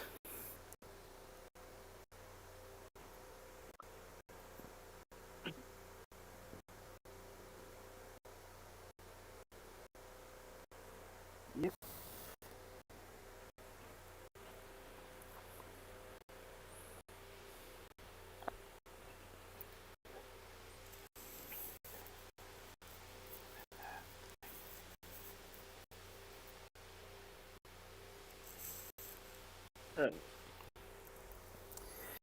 David was too interested part up in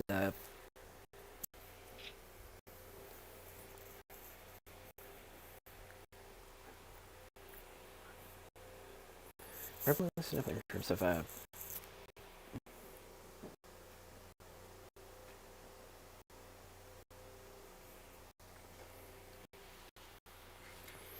favorites from this early entry.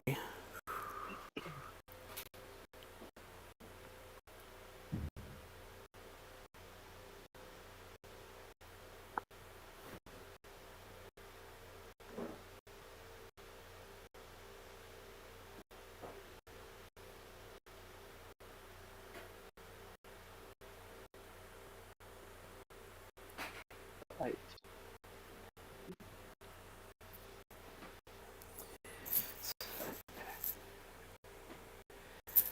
Next, I didn't think of bothering to bring up the reference until you tell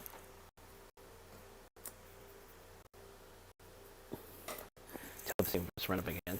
Surprisingly, this was Beauty and the Beast starts before Beauty and the Beast, although not all out, but you kind of get the idea. Yeah.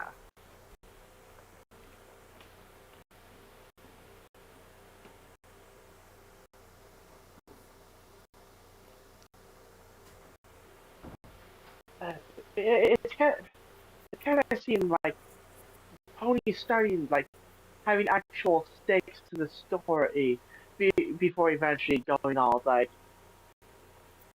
well, catering more towards little girls, you know. I mean, I know that's what their primary audience is, but it's like it's just nice to actually have an actual, proper story, not just like not what we eventually ended up getting with Gen 3 or like even Gen 2, or didn't really have Gen 2, but you know what I mean, like the no actual threat. Which I mean, I know even Gen 4 didn't have it all the time, but still.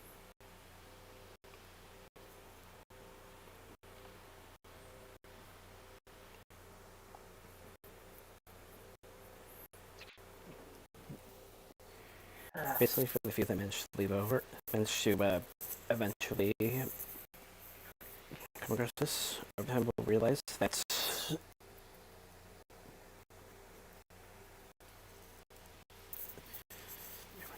there were times where there were certain elements from the 80s that had a bit more substance to them than they might think. Yeah.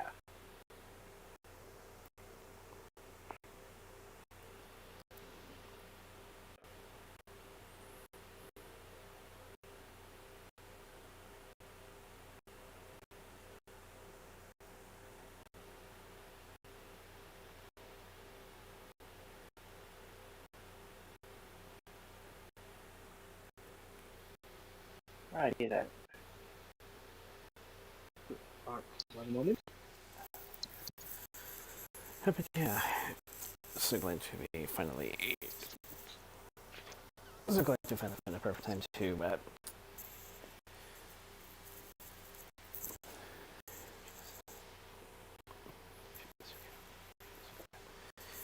check the consent. But for some of their subscriptions, and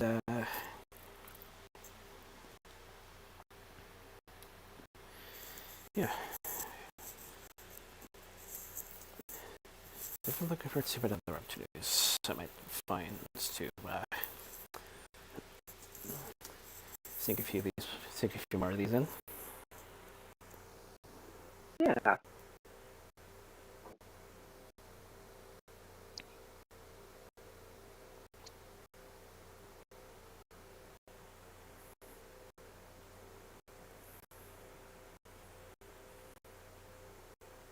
So, after this for tonight, I did remember to make sure, like, okay, go back a week, and then start collecting stuff from there. Like, okay, news from last week.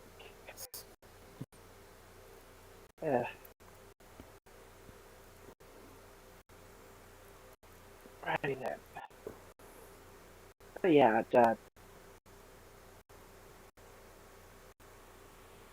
yeah, Gen 1 ponies, like, even if you're not into, like, the standard slice of life stuff, like, check out, like, the first couple specials and stuff, maybe the movie. Like, look at your decent fill of action, drama, suspense, actual stakes and stuff. And if you stick around for, like, the rest of the series, that's fine too.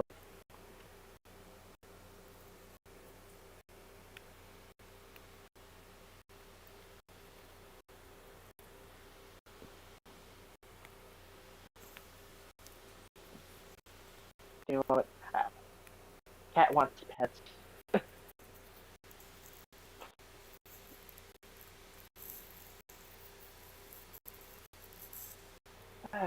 Buddy's on.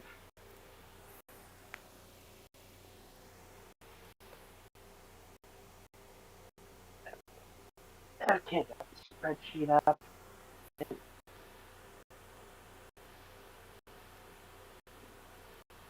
Sorry, distracted by cat.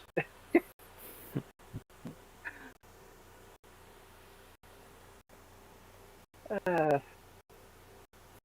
anyway, right, last week's news. Uh, apparently, according to Bethesda, apparently a Fallout 4 update could mess with your game. Not sure what's going on with that. Let me just take a peek.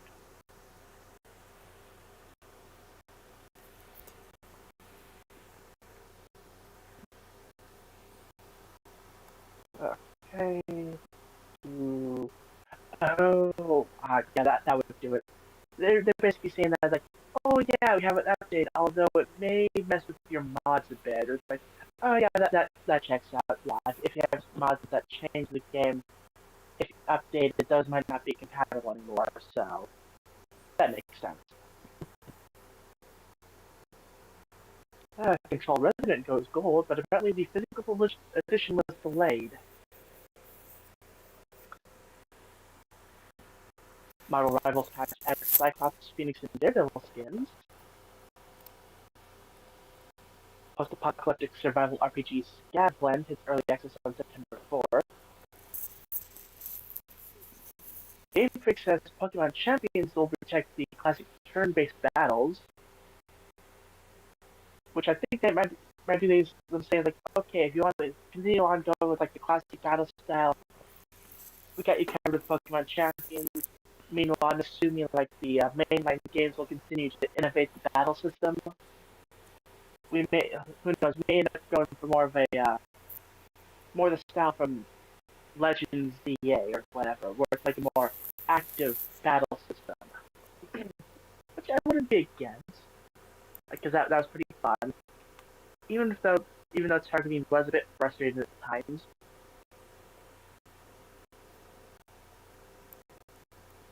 GTA 6 leaker posts 7th gameplay video shows more cars and the strip club.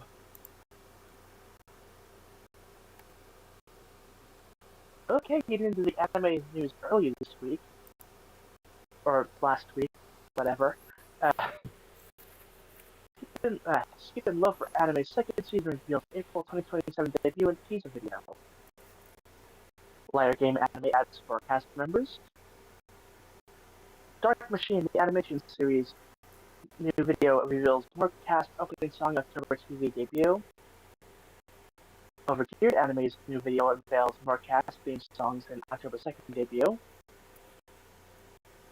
The Ice Blade Sorcerer shall rule the world TV Anime's second season reveals October 8th debut theme song artist.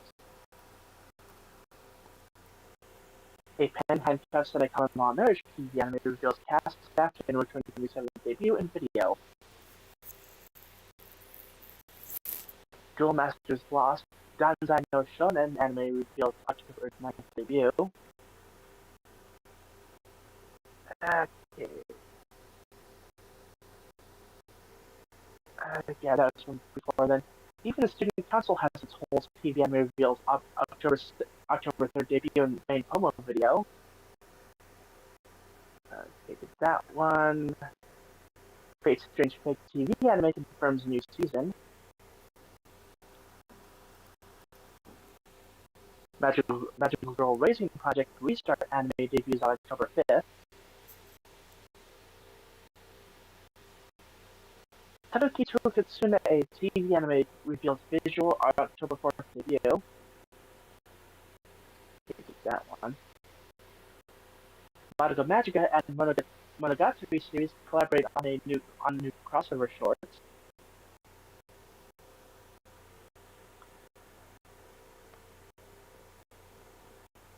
Cyberpunk Edge Runners 2 anime's new teaser reveals October 20th Netflix debut.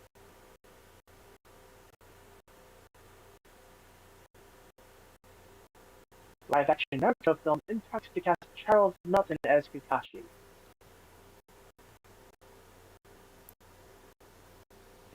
Animated Golden Axe series trailer reveals September 16th Paramount Plus debut. It's like, okay, wow, Golden Axe. Getting all retro on us. I'm down for that. I mean, if I actually had the service, but, whatever. Necromancer Isekai anime reveals key visual and 2027 debut. Krispy Kreme announces Pokemon-inspired donuts. And the scalpers already got to them.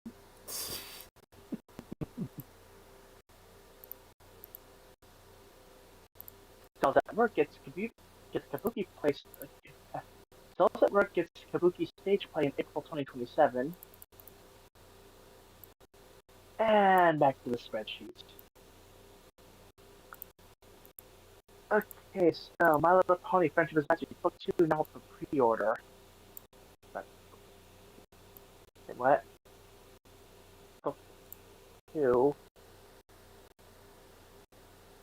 Oh. It's like an omnibus edition. Wait, isn't this... Wait.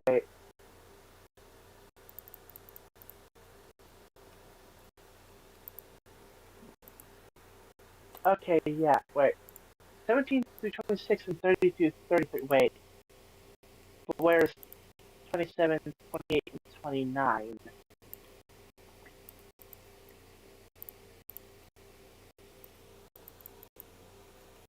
You know what? It doesn't matter. I did the Kickstarter for the Jumbo Special Edition, so I think I'm good on that.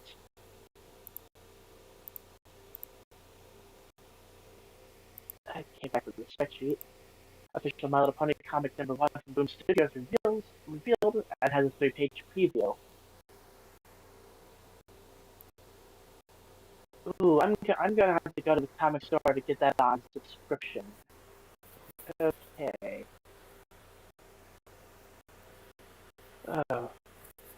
Jack Quaid seemingly shares a farewell message as My Adventures of Superman remains unrenewed for season 4. Quote, Plain Clark has been the honor of a lifetime. He also thanked everyone who watched season 3 and hopes fans enjoy the finale.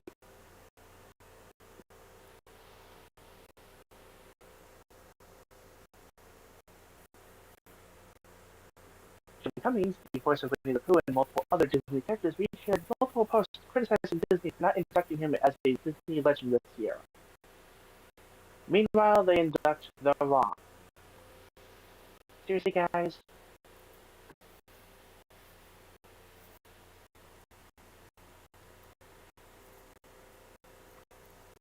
The fully animated and colored pilot of Pretty Please, I Don't Want to Be a Magical Girl by Kanamai will release next month.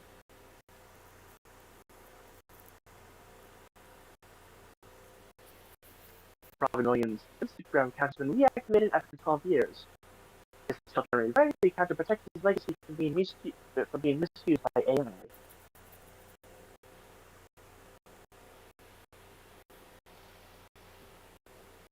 This fact reveals that draft scripts for Smiling Friends Season 4 already exist. Quote, in a few years, if Zach and I feel like making the show again, we'll figure it out. The creators may use the scripts or start fresh as the series returns.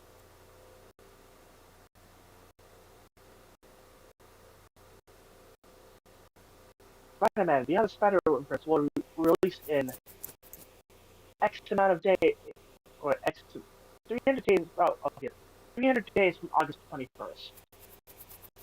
It's like, oh, like from whatever day. Oh, that actually is.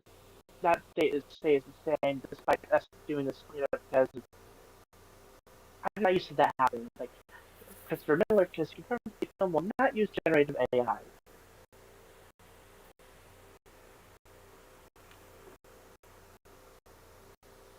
The Amazing Digital Circus Dinner Artwork Gallery has been announced. I don't know what that is. Let me take a look.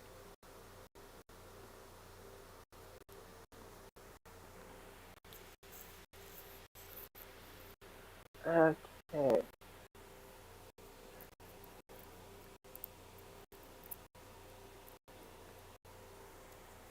I think it has something to do with like the Maid Cafe pop-up thing that they're doing.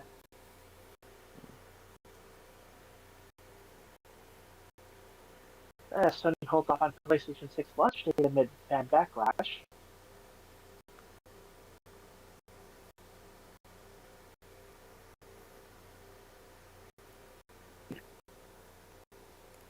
A new deleted scene from Toy Story 5 reveals how Jesse and Bullseye first met.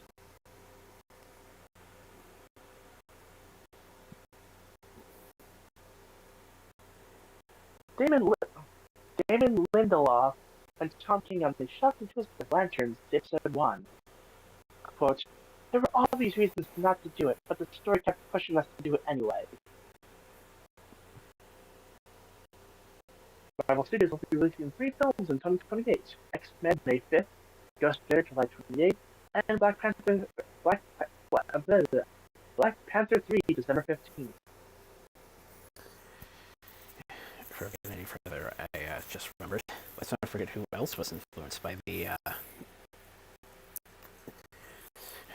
religions, not just as a young girl, but also in development for the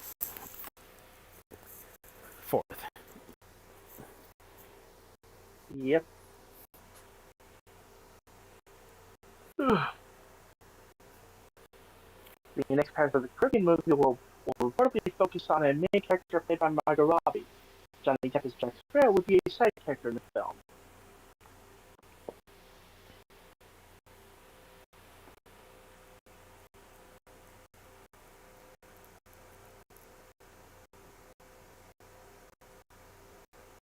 Let's do that.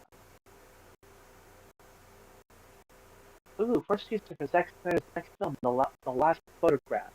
The film follows a man searching for his missing niece and nephew with the help of a photographer.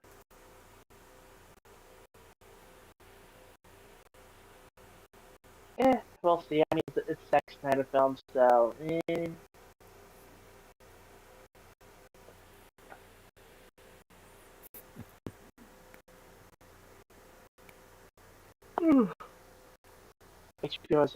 HBO has now officially greenlit it, Welcome to Derry Season 2. Official logline. In 1935, during the Great Depression, a bloody massacre takes place for the Bradley gang. a group of bank robbers who stop in Derry to buy ammo and end up facing unimaginable horror.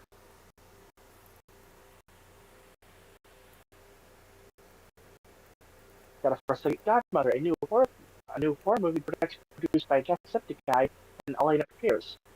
The film follows a group of young adults who head into the desert and are met with a strange couple at their accommodation.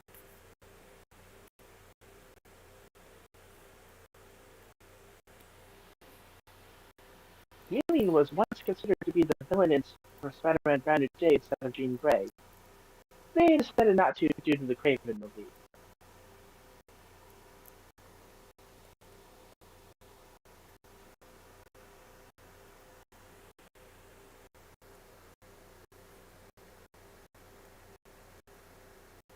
Hmm.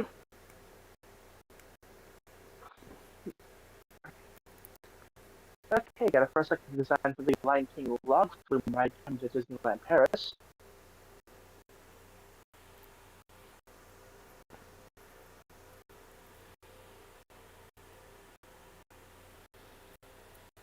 Kevin Feige teases the future of the X-Men in the MCU. Quote, "There's been 10 great X-Men movies, and there could be 100 more. There's saga upon saga within those comics that haven't been told yet." Yeah, I wouldn't say there's 10 great X-Men movies. Yeah, there are saga upon saga within those comics that haven't been told yet, mainly because the people doing the X-Men movies keep doing Dark Phoenix over and over again.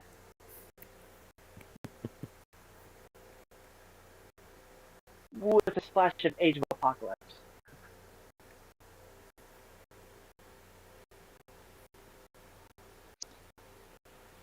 So Disney Plus has released a list of essential projects to watch before Avengers Doomsday. X-Men, X2, Captain America: The First Avenger, The Avengers, Avengers Infinity War, Avengers Endgame, Loki, Shang-Chi, Spider-Man: No Way Home, Black Panther: Wakanda Forever, Captain America: Brave New World, Deadpool and Wolverine, Doctor Strange in the Multiverse of Madness, Thunderbolts, and Fantastic Four: First Steps.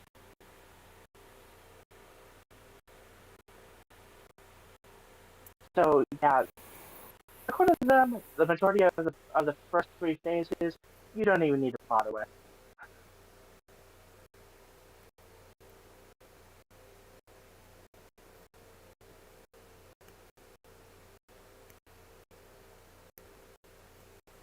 Susan Egan, voice of Meg in Hercules, says she wants Tom Holland and Zendaya to play Hercules to Meg in a live-action remake.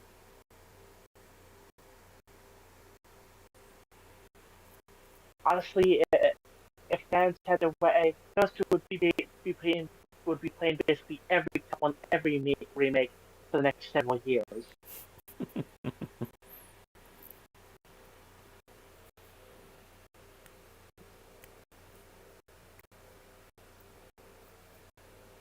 Got a first look at Sora from Kingdom Hearts in Fortnite.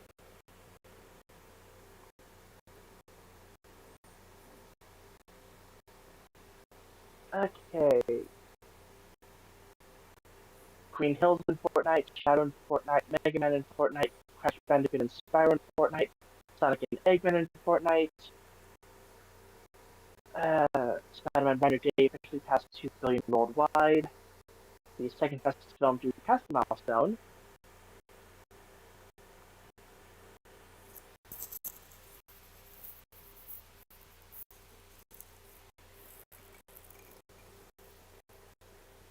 Jafar Jackson says Michael 2 will give even more insight into child abuse allegations from his point of view.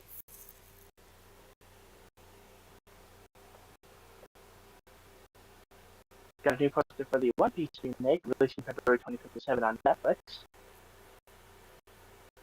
First trailer for Blue Eye Samurai Season 2, January 2027, Netflix. Dave Bautista has officially been cast as Kratos in the live-action God of War series.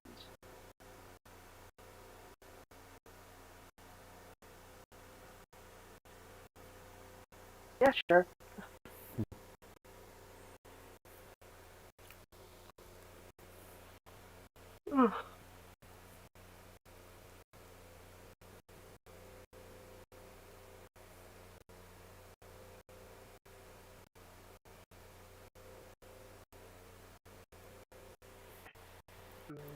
But yeah, it's like first look at the Golden Axe animated series. Like the game follows three warriors traveling the fantasy land of Fury after defeat Death Adder. Yeah, that releases September 16th.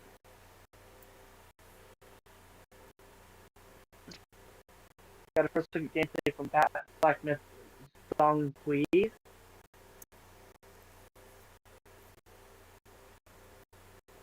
Apparently, multiple new Marvel TV shows are in development at Disney Plus, with announcements expected soon.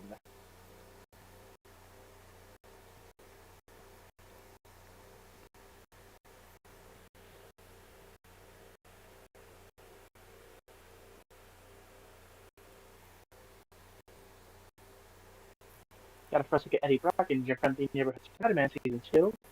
Josh Keaton will voice the character.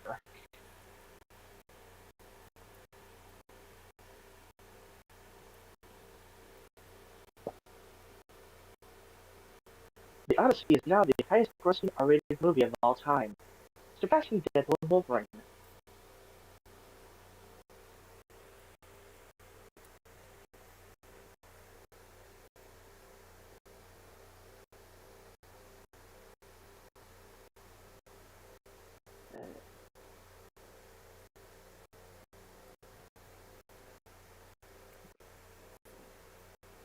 Tom Holland says Andrew Garfield's Spider-Man suit from Amazing Spider-Man 2 is his favorite.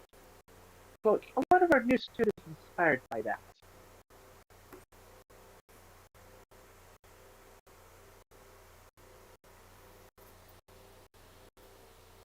Dune Part 3 will feature 71 minutes of IMAX exclusive expanded aspect ratio footage.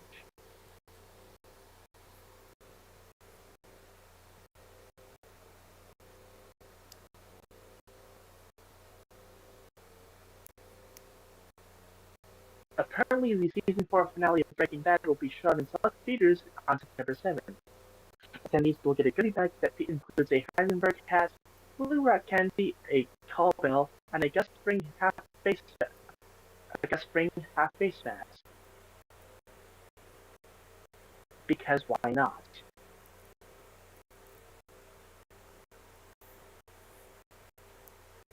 Got a first look at the Lego Batman Returns Batmobile.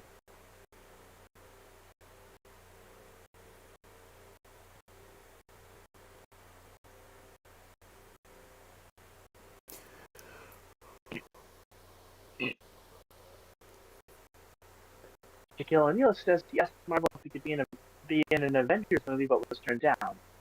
But they were like, Shaq, we effing love you, and we'd love to put you in. But if your face pops up on screen, people will go like, hey, that's Shaq. to be fair, they're not wrong.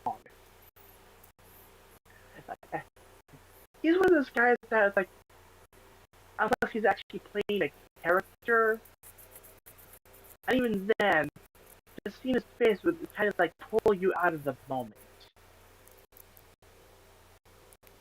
Like, oh yeah, let's actually wait, is that Shaq over there?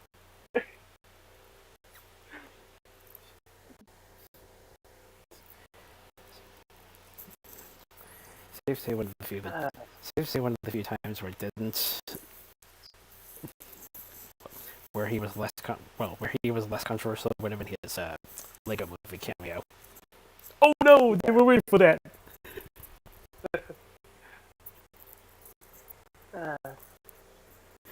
Insomniac's Wolverine game has gone gold, and the game is now complete.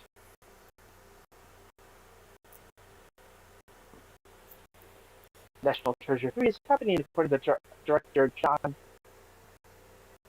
Turteltaub. Nicolas Cage will return to the film.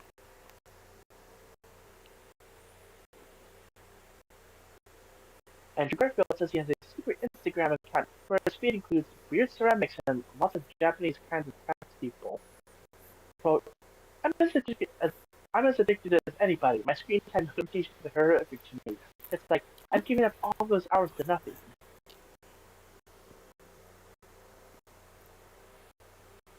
Okay, to my other website, already preset to things that have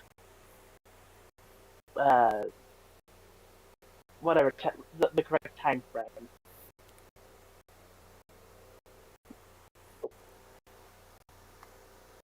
Hold on, give me a minute. I need 7 of caffeine.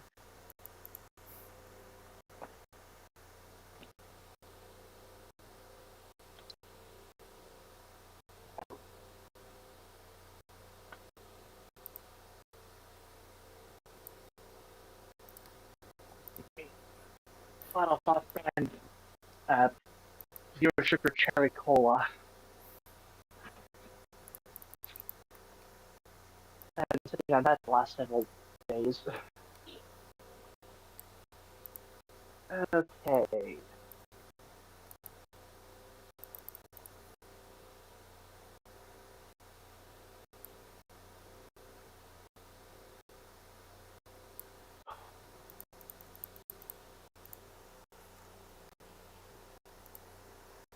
Alright, what day do I go from there? Let's then, so, the 2nd to 16th, I believe. Okay.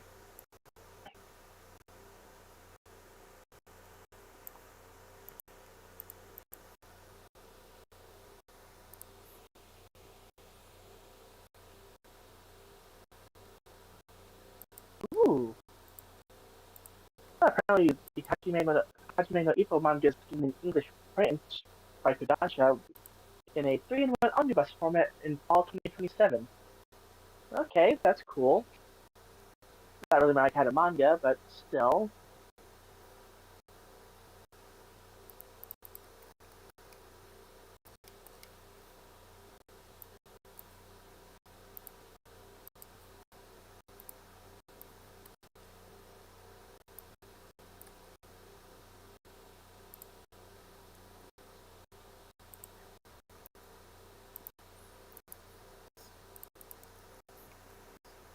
Actually, I'll be right back.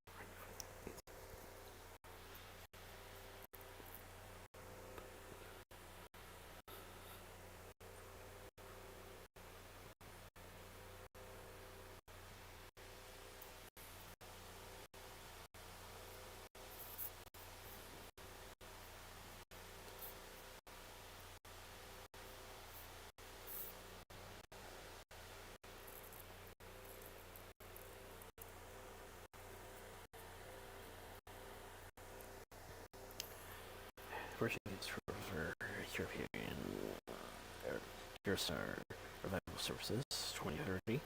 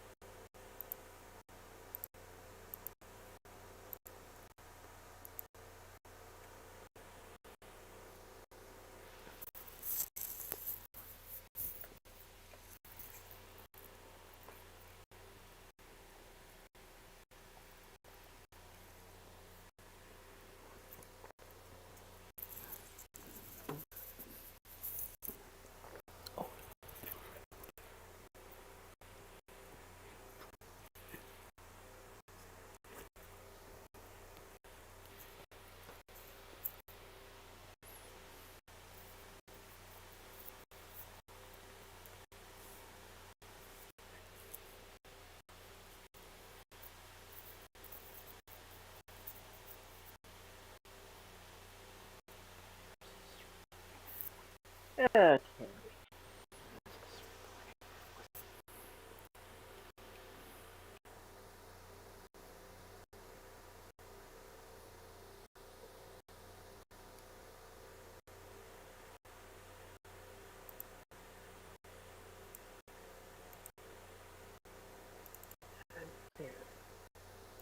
Second Motor Day Season 2 character trailer. January 2027 Netflix.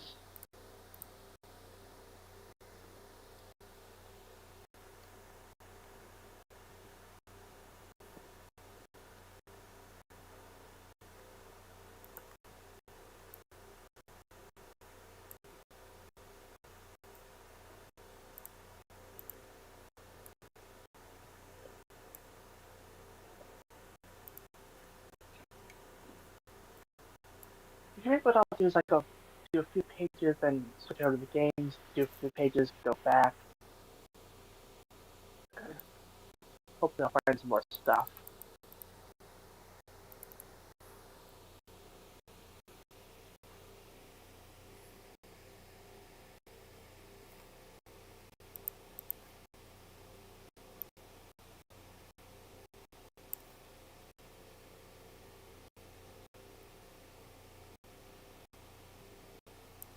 Apparently a bunch of Nintendo Switch emulator GitHubs were taken down on the Nintendo, but there's always more.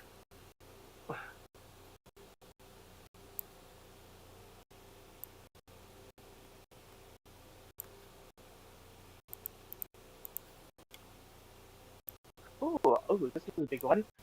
Final Fantasy, Final Fantasy 11 Unlimited Free Trial releasing in September 2026. Low cap increases to 75, but apparently you're stuck to the to no extra expansions or anything. You're basically stuck with the base set, which is unfortunate. But it's maybe they'll expand the free trial to later expansions later on. Maybe I don't know, like they did with 14.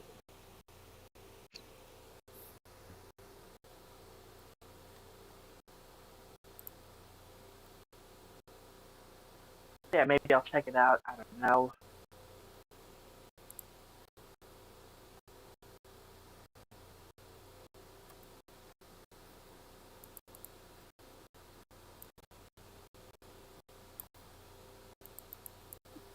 About that.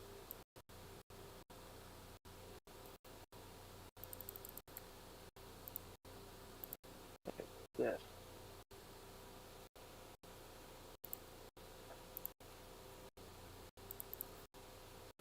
Apparently, Maple Story is doing a classic gold release, so it's I guess kind of like what World of Warcraft did with their classic server. It's oh yeah, this game, except how it was back in the day.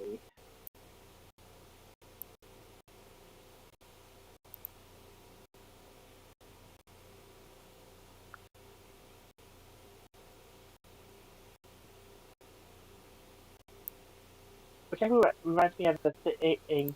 I think someone asked the Final Fantasy 14 guy. It's oh yeah, what about a classic server for the 1.0 experience?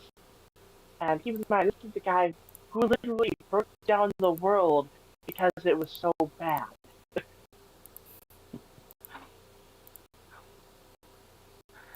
they, they literally made nuking the entire game world a canon story event.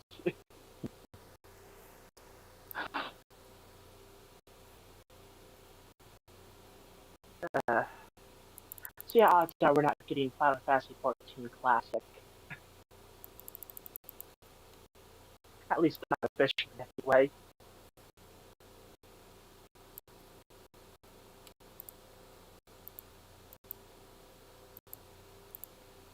Uh,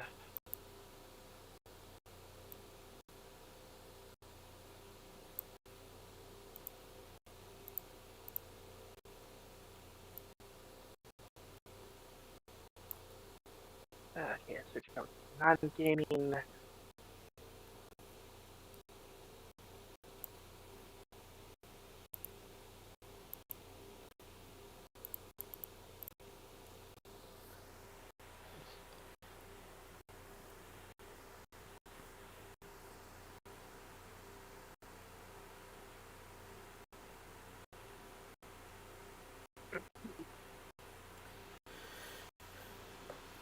See, it says IBW to enter writing arbitration and bring extradition to the 31st to an end.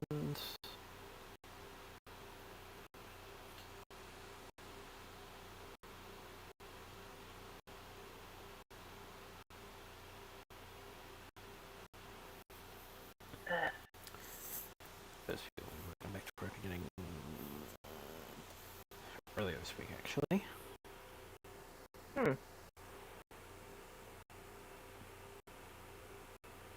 So, yeah, Crunchyroll did its whole thing where it's like, oh yeah, only premium members can buy stuff. So probably they got rid of like all books and like their Blu-ray selection has just been absolutely decimated.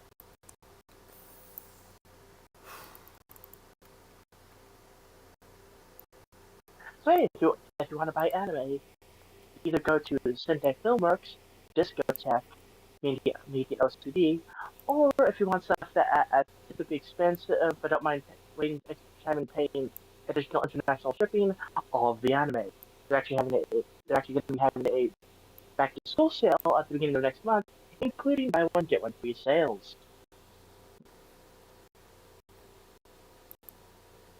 Hashtag screw you Sony.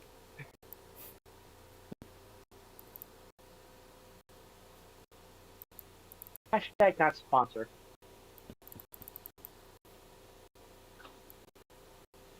Uh,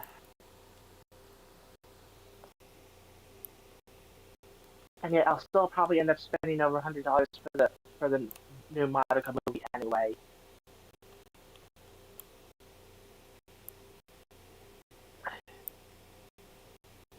If only because like the box just if I got it elsewhere, but it matched with the ones I already have. And dang it would just really irritate me if it was different like that.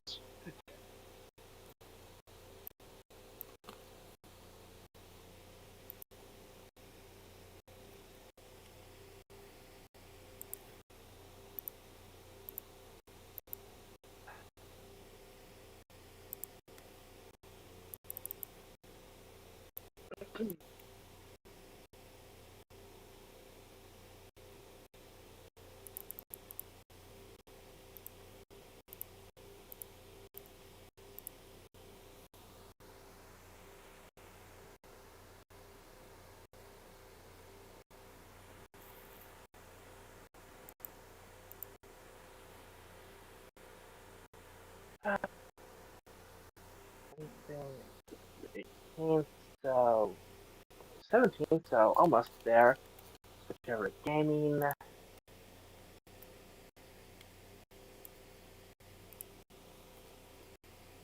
Ooh, SimCity SNES soundtrack is available on Nintendo Music now, so that's cool.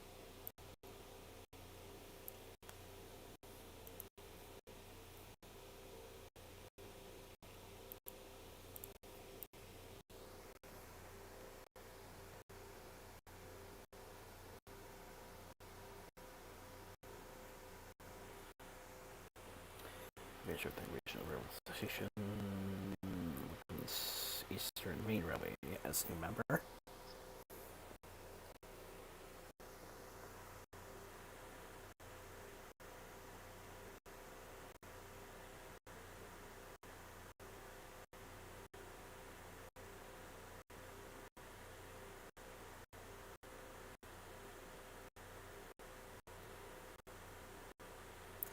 Pacific Rail usually operate on the Brotherly Situation between Auburn and Maine. Its first military acquisition, even GB10. Although apparently there's some that's apparently for with GB9 from CVR X764.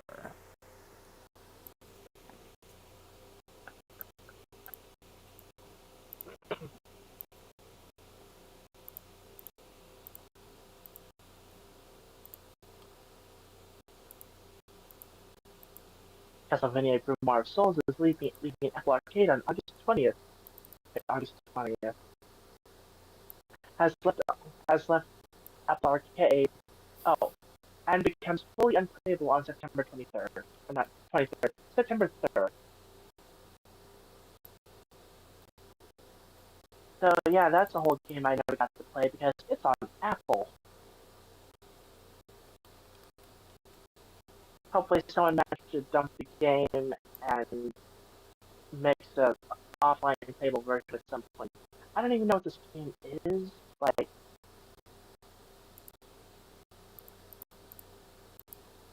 let me go to the website. Okay,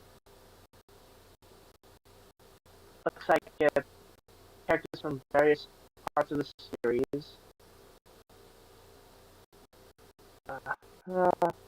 That's going action game. Wait, is this just Harmony of Despair just on mobile or something?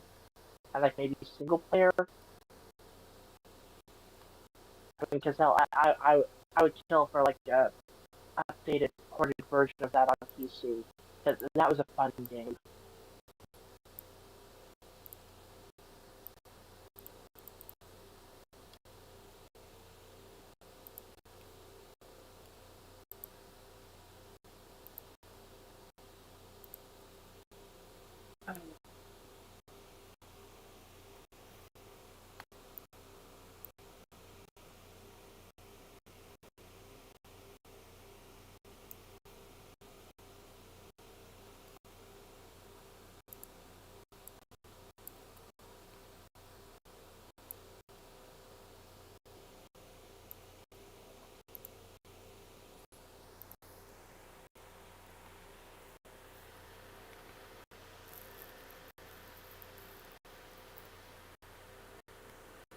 Yeah, apparently the Kingdom Hearts 4 trailer, and Lord Prices caused the Kingdom Hearts games to become the second top-selling Steam game in the U.S.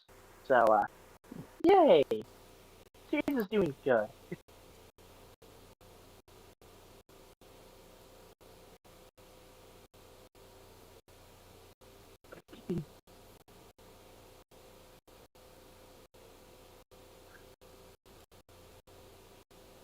Hmm.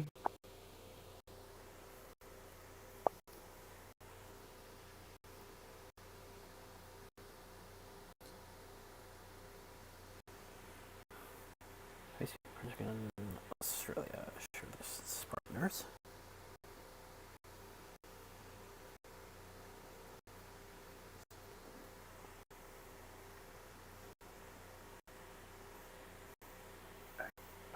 Gaming.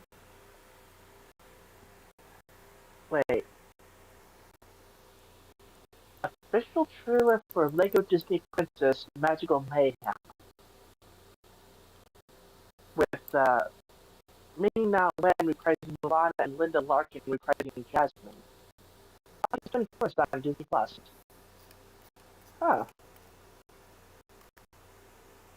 Interesting.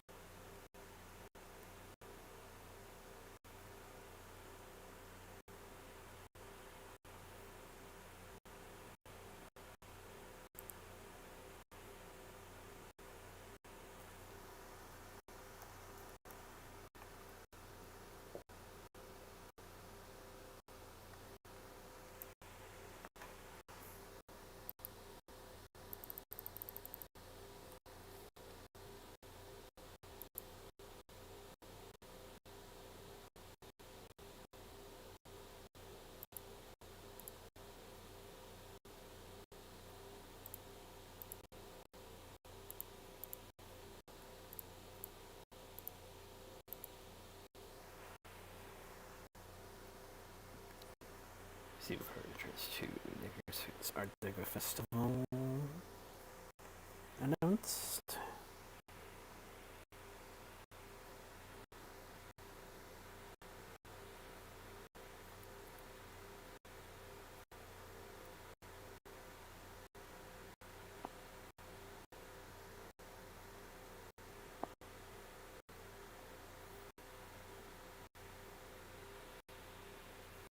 Future Phoenix dedicated award link has been failed.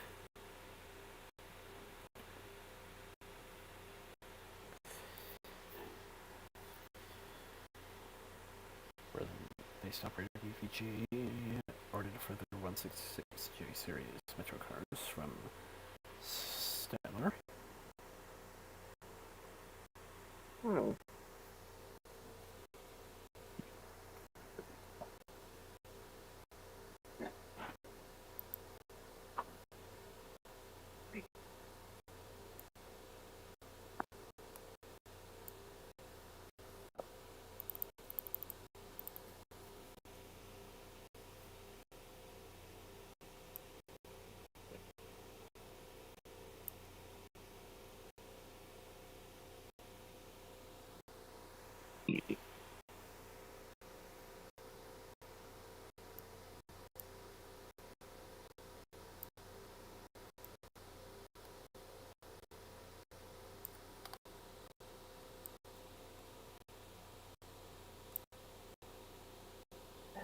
Okay, that's done.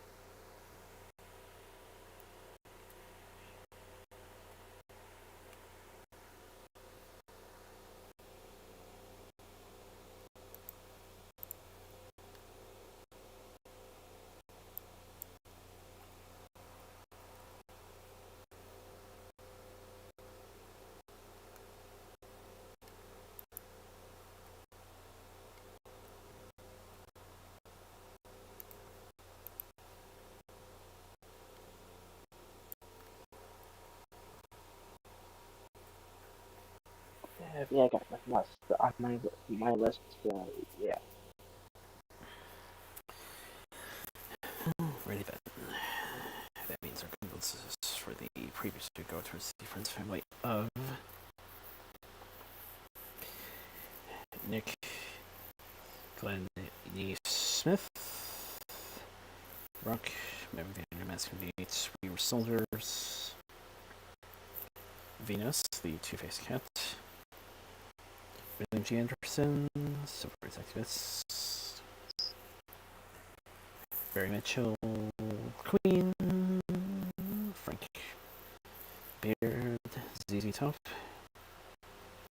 Roger McKenzie, Daredevil, Captain America Ghost Rider, Screaming Mad George, Special Effects as well as the director of Guyver.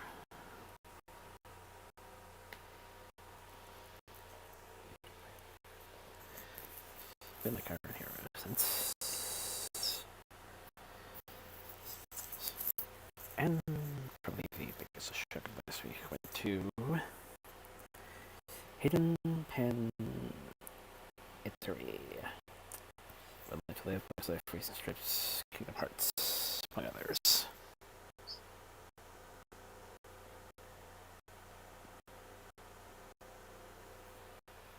Uh,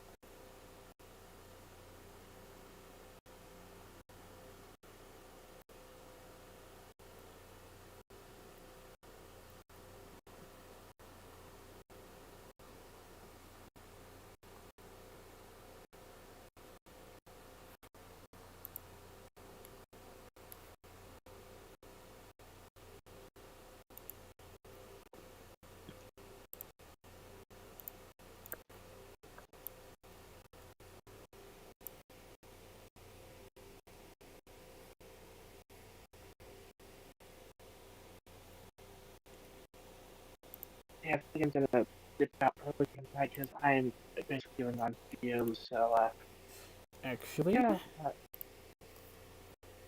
Oh,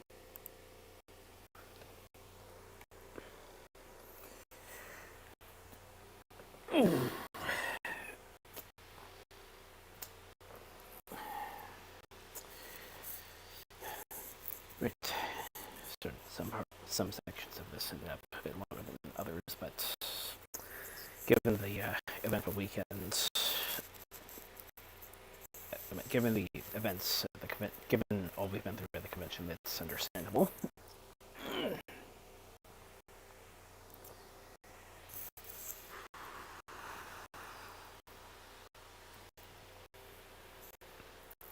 yeah.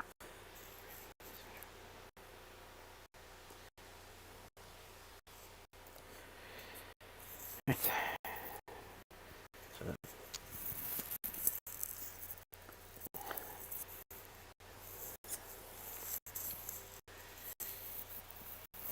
so let's see. I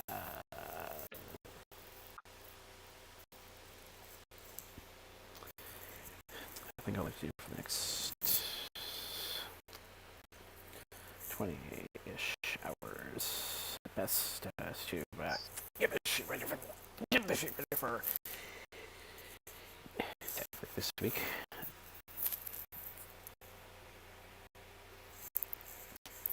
Mm-hmm.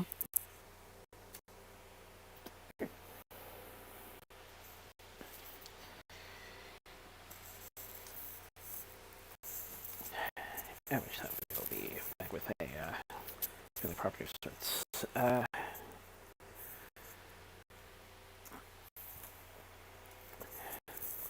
And to which, stay safe, stay well, get mixed, twisted, pray, and hopefully we will see you, technically speaking, tonight. Take care.